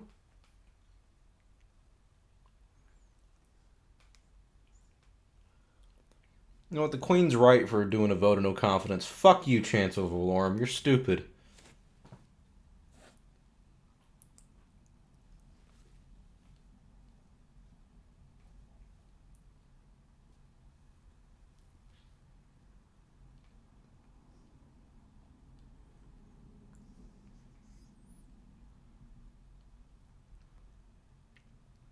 Keira Knightley. That's the actress's name.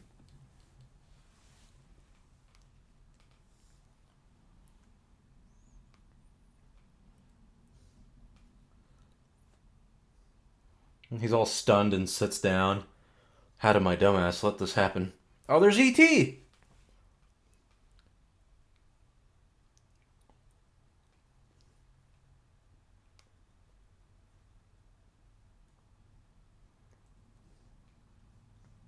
It's the first time Palpatine says tragedy.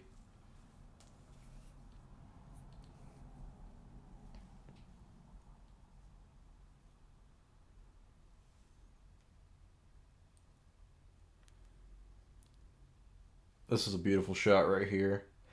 Even though it's all digital, it looks beautiful. Sun setting right over a city sky of Coruscant.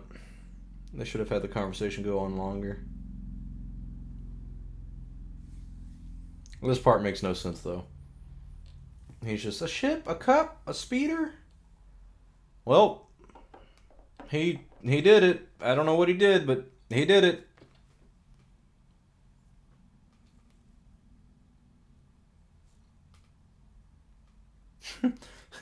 Cold, sir. Jedi robes we have. Borrow some, you may.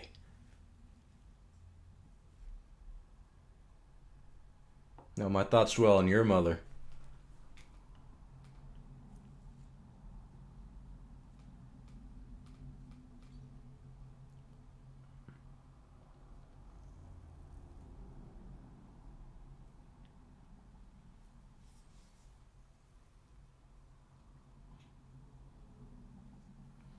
It's parts like this that are a lot more interesting in the movie. They delve a little deeper into the Force.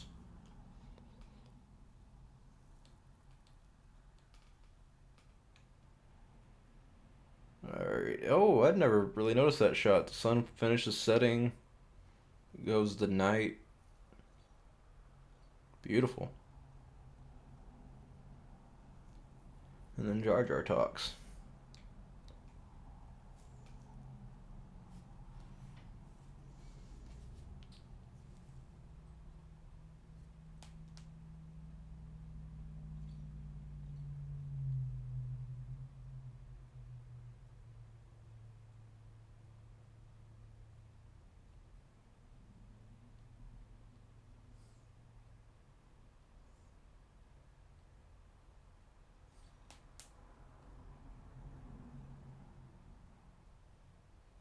Another meme.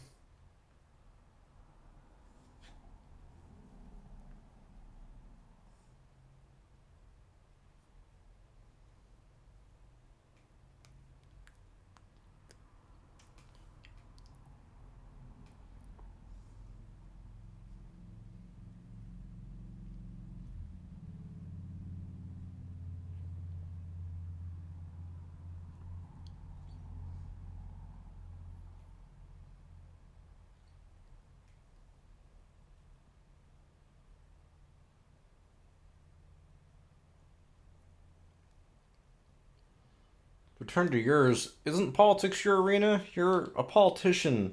You're the queen. You got elected. Was there not a campaign?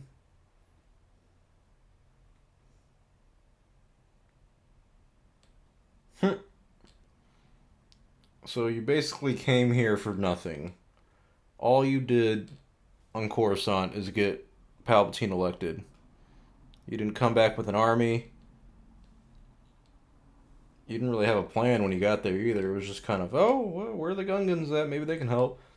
I would have used all that money you have and hired some mercenaries to come help you out or something.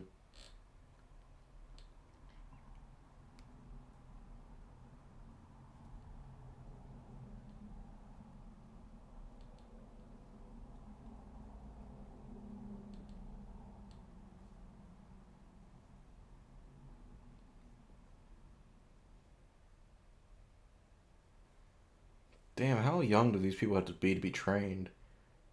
I mean, Luke was okay because he was, grown, but to take, say, a 9-year-old boy is too old to become a Jedi, it's like, God, how much younger do you need him to be?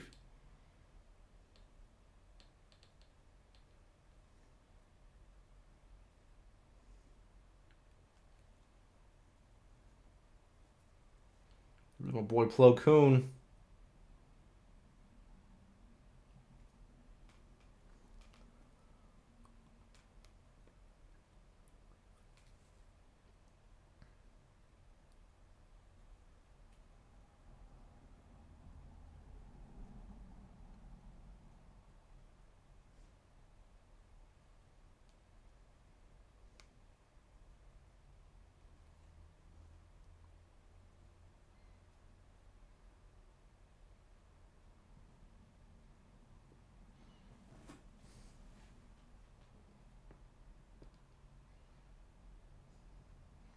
I have a counter offer, Master Windu.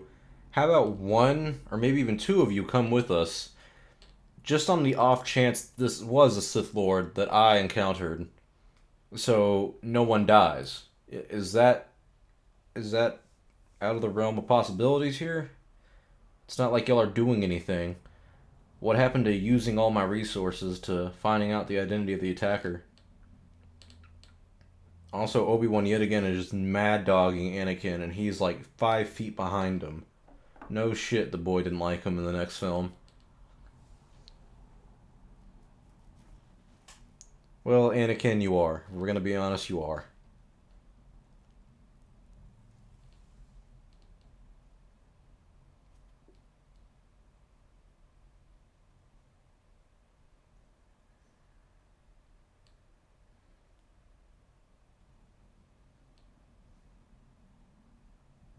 Oh boy. Here's how you ruin the Force. You bring up midichlorians.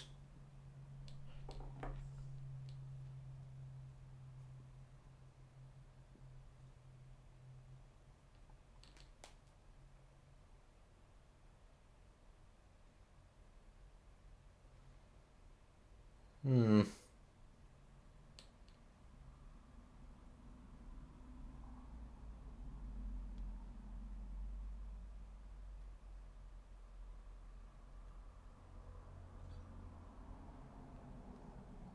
The Force went from some mystical being that no one really understands to some microbiotic cells that really determine how powerful you are. Look how much religion you have in your body. That's the only way you're going to be a Jedi is you got a lot of this religion in you.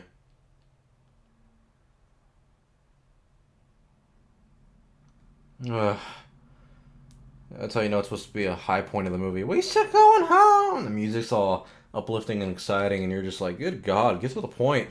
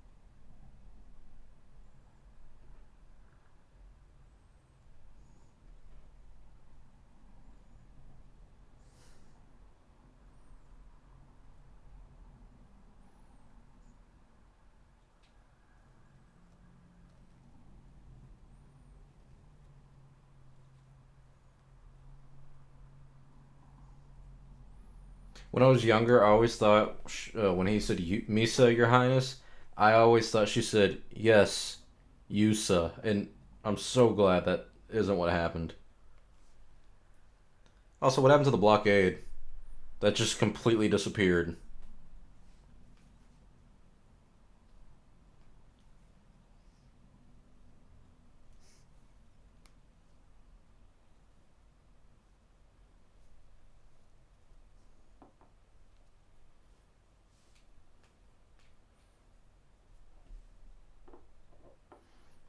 Shots like this are kind of not great. You can tell that it's nothing but digital blue screen behind them, and yeah, it doesn't look good. It hadn't aged too well.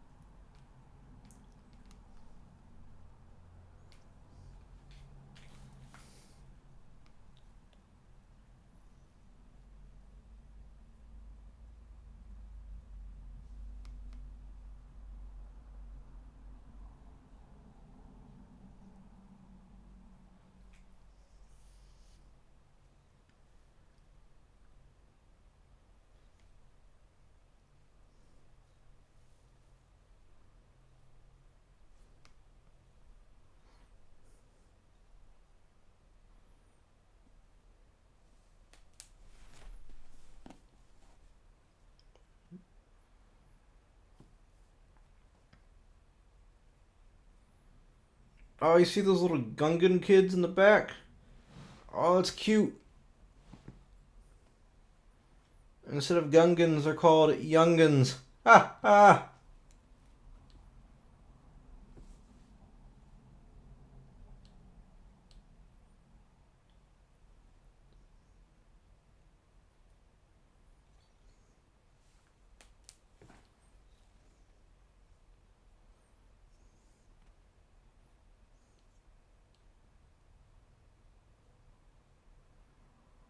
Oh, big reveal of the movie right here.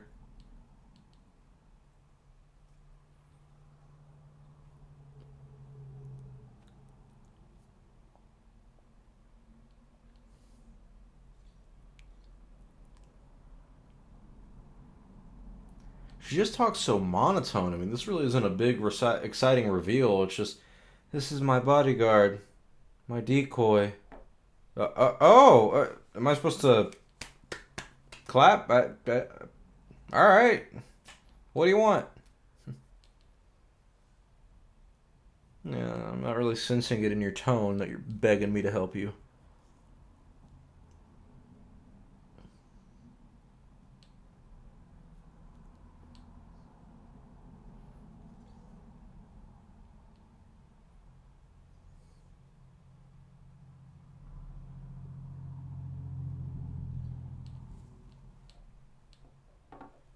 You gotta love his laugh.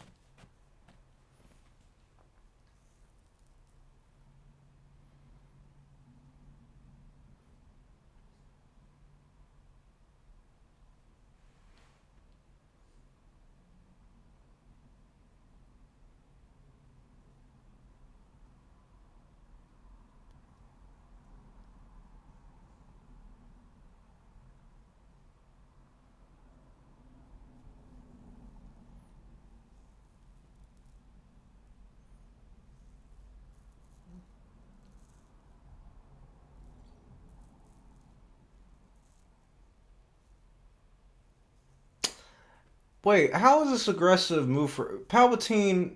You're playing double-sided here, being Sidious, but she told you that she was going back. Why didn't you just have the blockade take them out when they? You knew they were going back. I never realized that until now. Why didn't you just? What? Whatever. This part also doesn't make sense. Jar Jar just brings the group back to the Gungans and they're gonna make him general. Didn't y'all ban him from the city for being clumsy? You're gonna make him a Bombat general?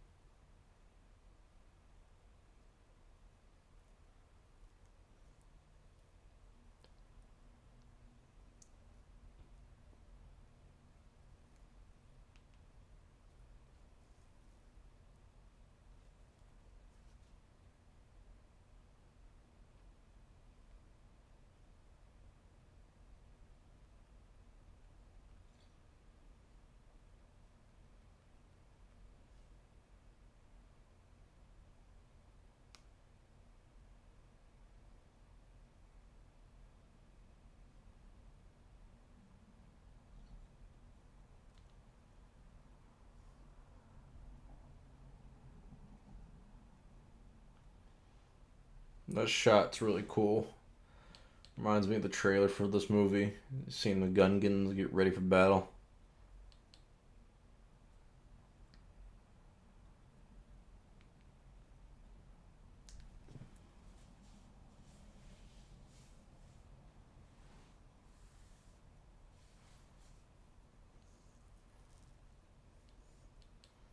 And see, that's also what's kind of cool about the Gungan is that, or the Gungans, is that they're using like primitive technology for them at least.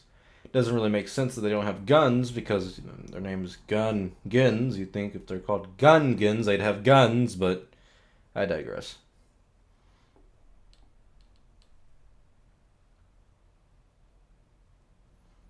Big old tanks start firing.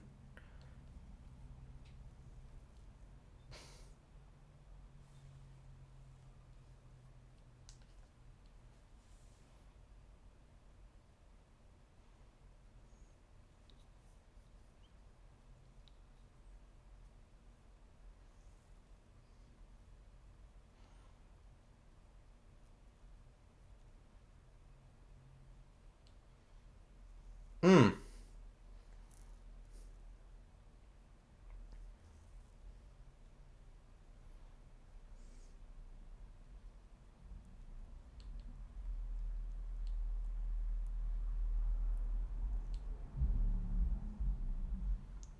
Is that Padme's handmaidens that are just running around firing stuff too? That's kind of crazy. They know what they're doing.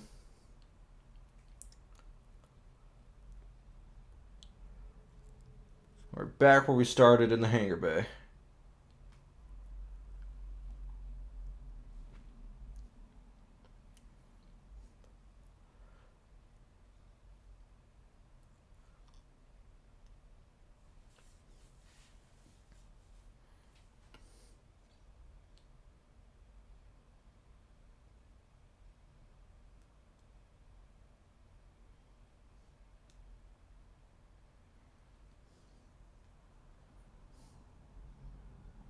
Ha! Wilhelm scream.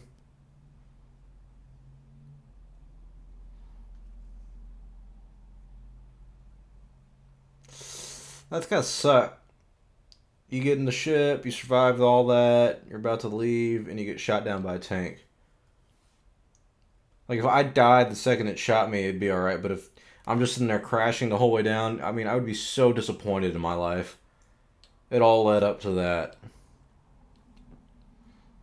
Hey, there's all those ships that should have taken out her ship.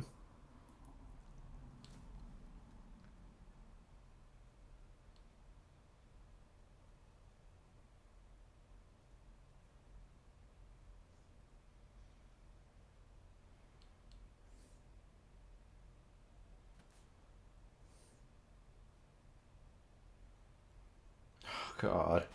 Jar Jar's such a great general. Steady! Steady!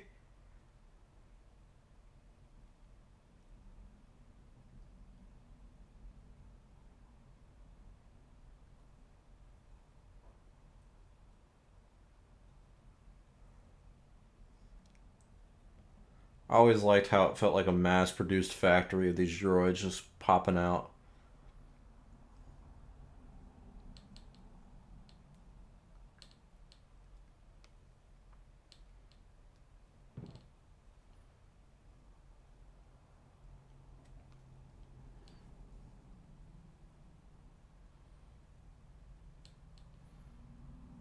Damn, yeah, there's a lot of them. There's no way those Gungans are going to survive that.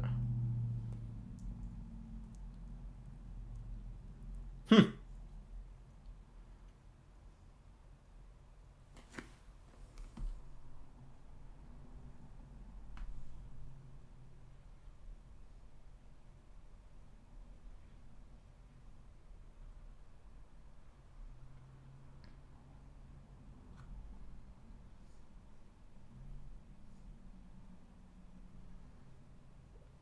Use the Boombas.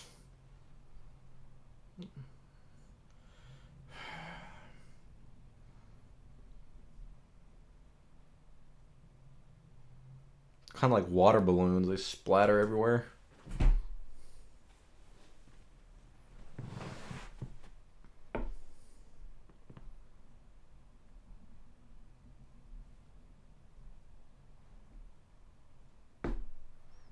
Uh-oh. Here's where it gets interesting. Where the action begins. Well, the good action. You better handle it, Qui-Gon, even though you're gonna die in a minute. God, Maul looks like such a badass dude. And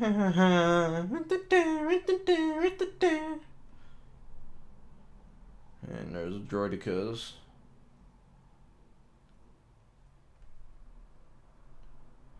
Shut up, Anakin. He's pulling out his lightsaber. Bzzz, got the double blade. Oh, yeah, that's badass.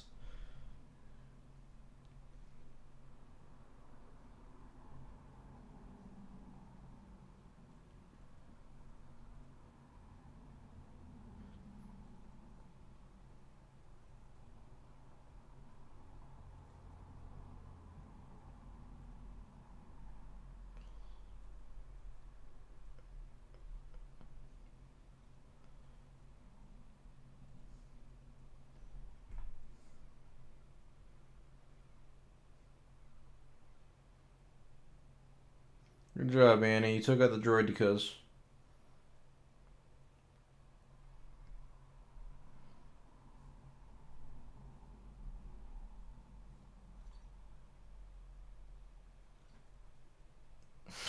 Imagine if that tank had shot Anakin. Ruined the whole trilogy right there. And how does that helmet fit him so perfectly? Whatever, let's just watch the action.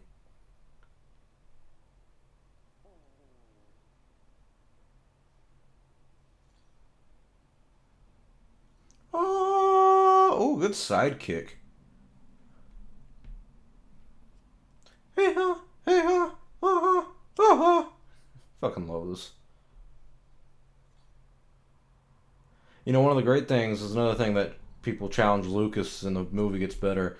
Ray Park was telling Lucas that originally the saber hilt he had. All right, what the fuck was that? Obi-Wan just did like a head nod to him and he jumped back. That made no sense. But anyways, the lightsaber hilt that Darth Maul uses, it's a staff, of course, and it's long.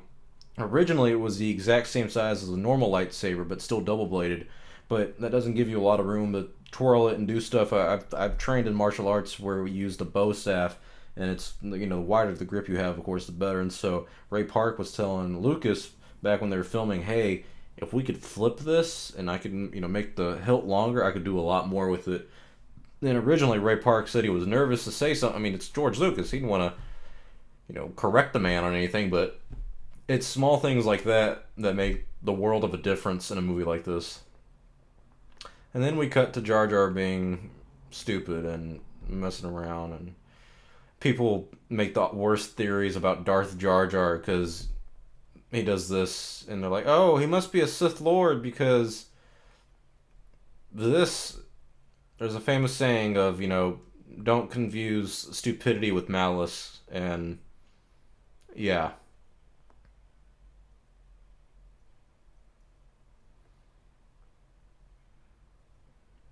The space battle does look visually really great, though, even 20 years later. Holds up really well.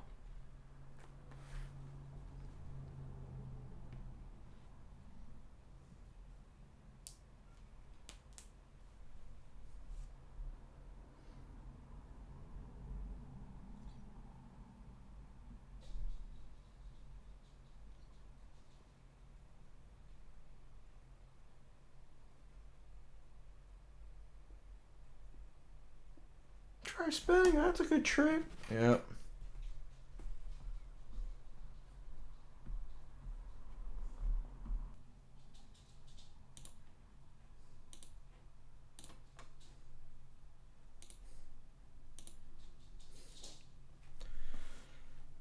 This part's pretty smart, though. What they're about to do with the guns going up to the roof and everything, yeah.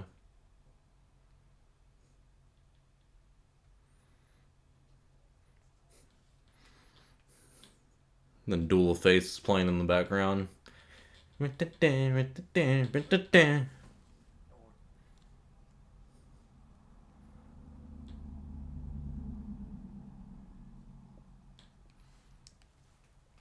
this setting is really cool. I don't know what it is, really, but... Ooh, a turn sidekick to the face. My God. Oh, Qui-Gon got him back, though. He... I would call it a pimp slap, actually, yeah. Ratama!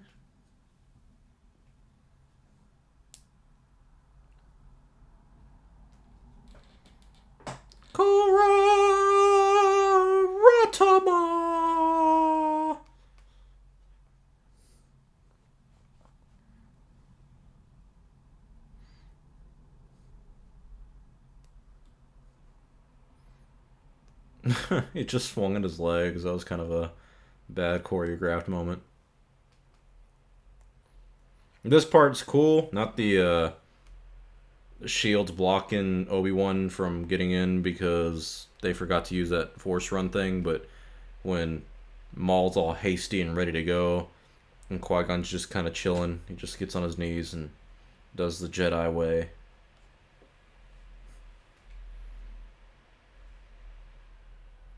And then we cut back to the Gungans.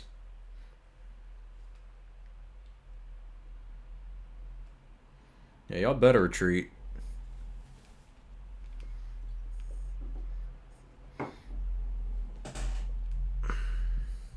Jar Jar's so stupid.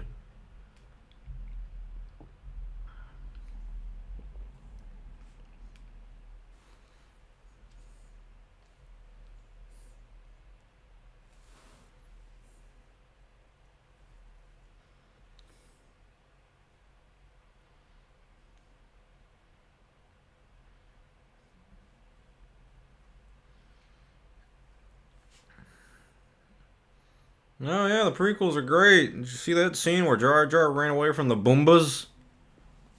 Quality filmmaking. I don't mean to be a cynic. It's just not a good film.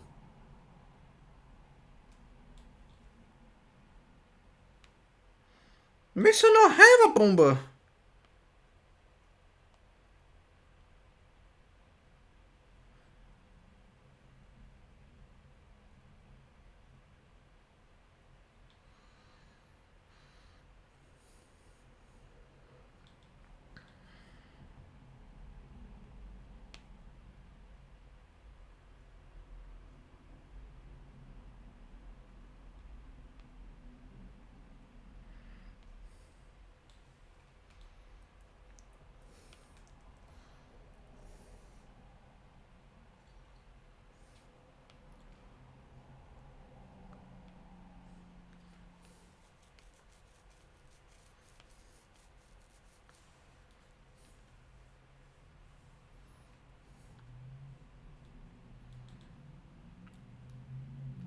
Well, Annie, you said spinning is a good trick, and now all you're doing is spinning.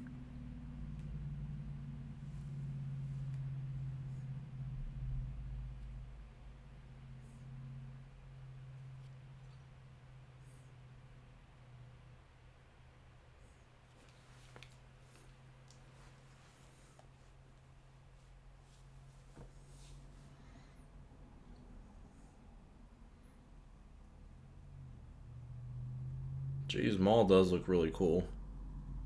I know I keep saying that, but he does. Okay, Obi-Wan, use that force speed that you used a few hours ago. Oh, no. You just cost your master his life. You weren't fast enough.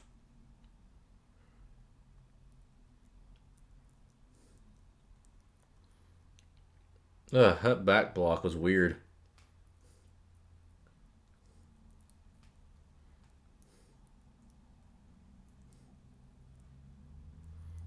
Oof, right in the gut.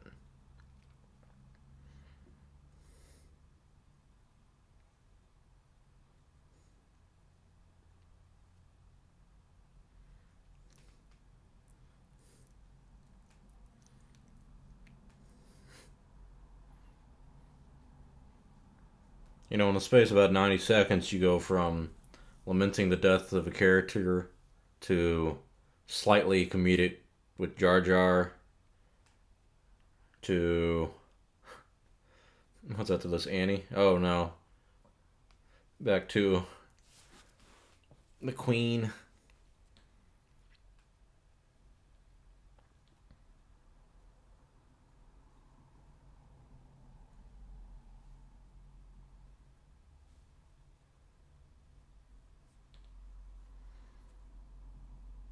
Oh, we got another twist. The Viceroy thinks this one's the decoy when she's really the real Queen, who happens to keep guns in her spare seat.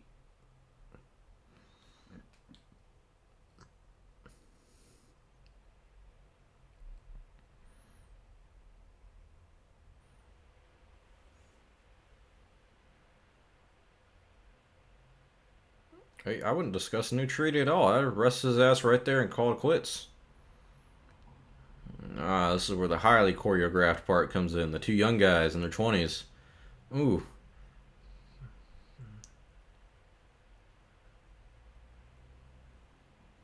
That was an awesome sequence.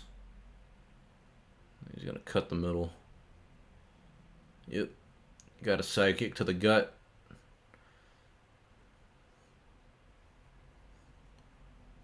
Another turn sidekick. Butterfly spin.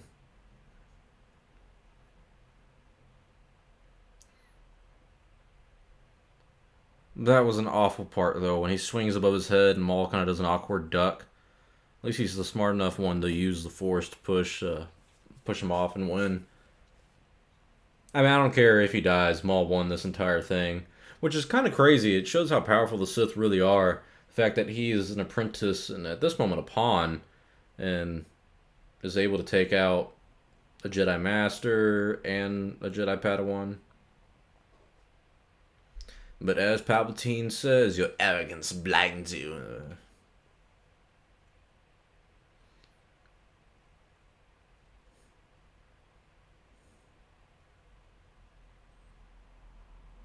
Yeah, I wouldn't say nothing can get through your shields, because I'm pretty confident y'all thought nothing can get through your blockade. Yet they left and came back completely fine.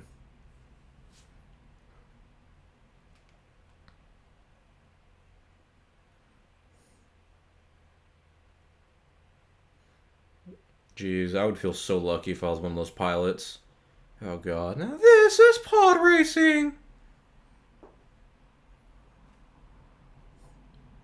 Yes!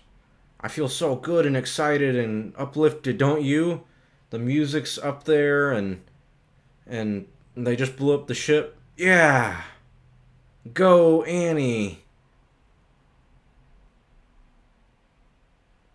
And all the droids just lose power.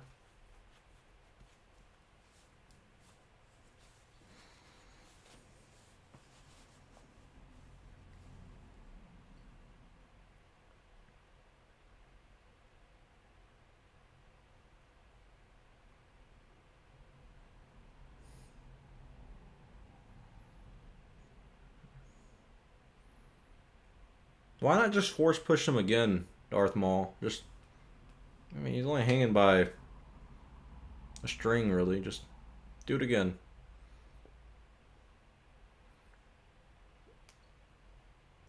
Oof. Right in half. Logic would say he's dead and never came back. But toy sales would say otherwise.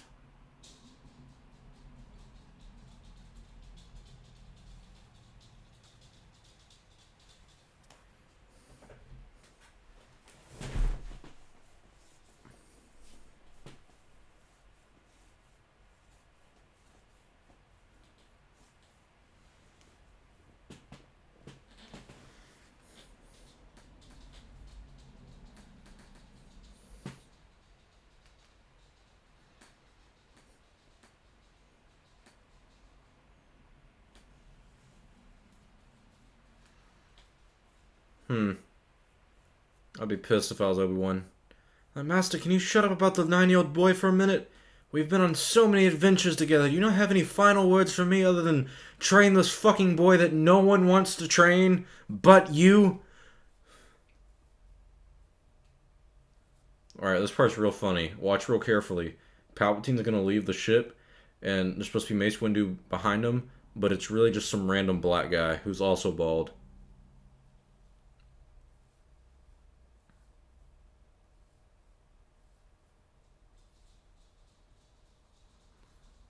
Oh, it's about to happen. About to happen. Okay, there's Palpatine walking. There's Ki-Adi-Mundi. You see him in the back? Wait for the other guy.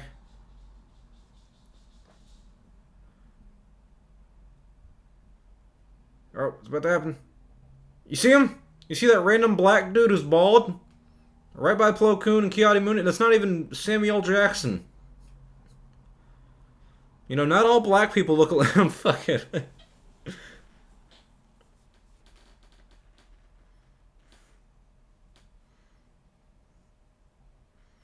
Damn. Palpatine straight up lied to her about bringing peace and prosperity to the Republic.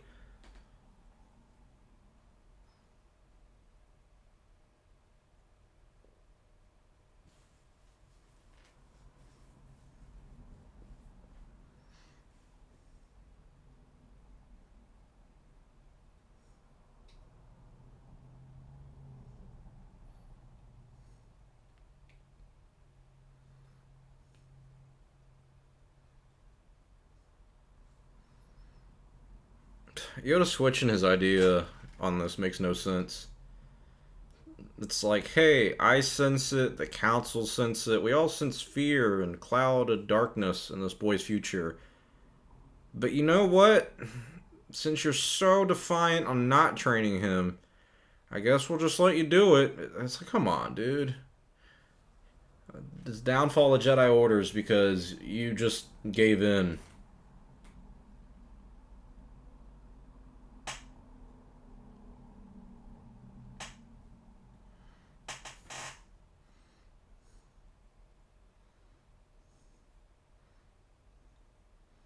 I apologize for my chair creaking in such a emotional moment.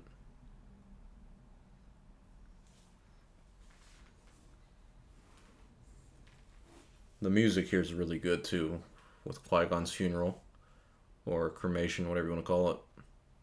They burned him. That's all you need to know.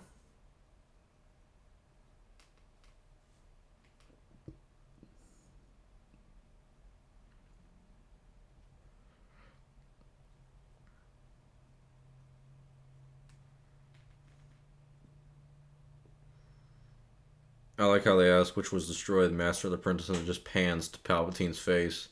Say, you know. Here we are. The ending. Thank God. All the cheering people. This looks like a part. I wouldn't mind showing up for this part of the movie, because I get to party with everybody. You actually get to see the Naboo citizens, too, and chilling with the Gungans. I like that little piece of orb too. That thing's beautiful. Oh, look at little Annie. He's got his hair spiked.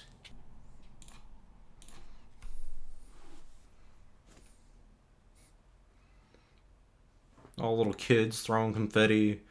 Jar Jar still being funny, I guess. There's Mace Windu, the OG, with a different lightsaber hilt.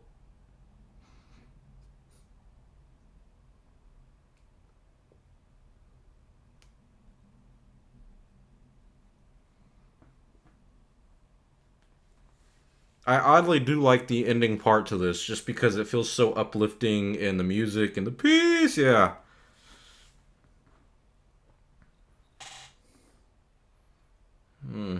Padme gives that little pedophile smile to Annie. Yeah, she's like, I'm gonna tap that. Give it another 10 years. I'm gonna tap that. And it's over. Written and directed by George Lucas. No surprise there. Definitely felt written by him. Produced by my boy Rick McCollum, miss him. Executive producer George Lucas, no surprise there. It is owned by Lucasfilm. And after that, doesn't really get to any interesting stuff. There's Ben Burtt again, who's brought up as the editor, I believe, film editor. Oh, never, yeah, film editor is Ben Burtt and Paul Martin Smith. So yeah, that was Star Wars Episode 1, The Phantom Menace. Still hasn't aged that well, in my opinion. Probably a lot better than it was when it released. The music's great. The settings are more or less pretty good. I love the visuals of the movie for sure. It definitely still holds up.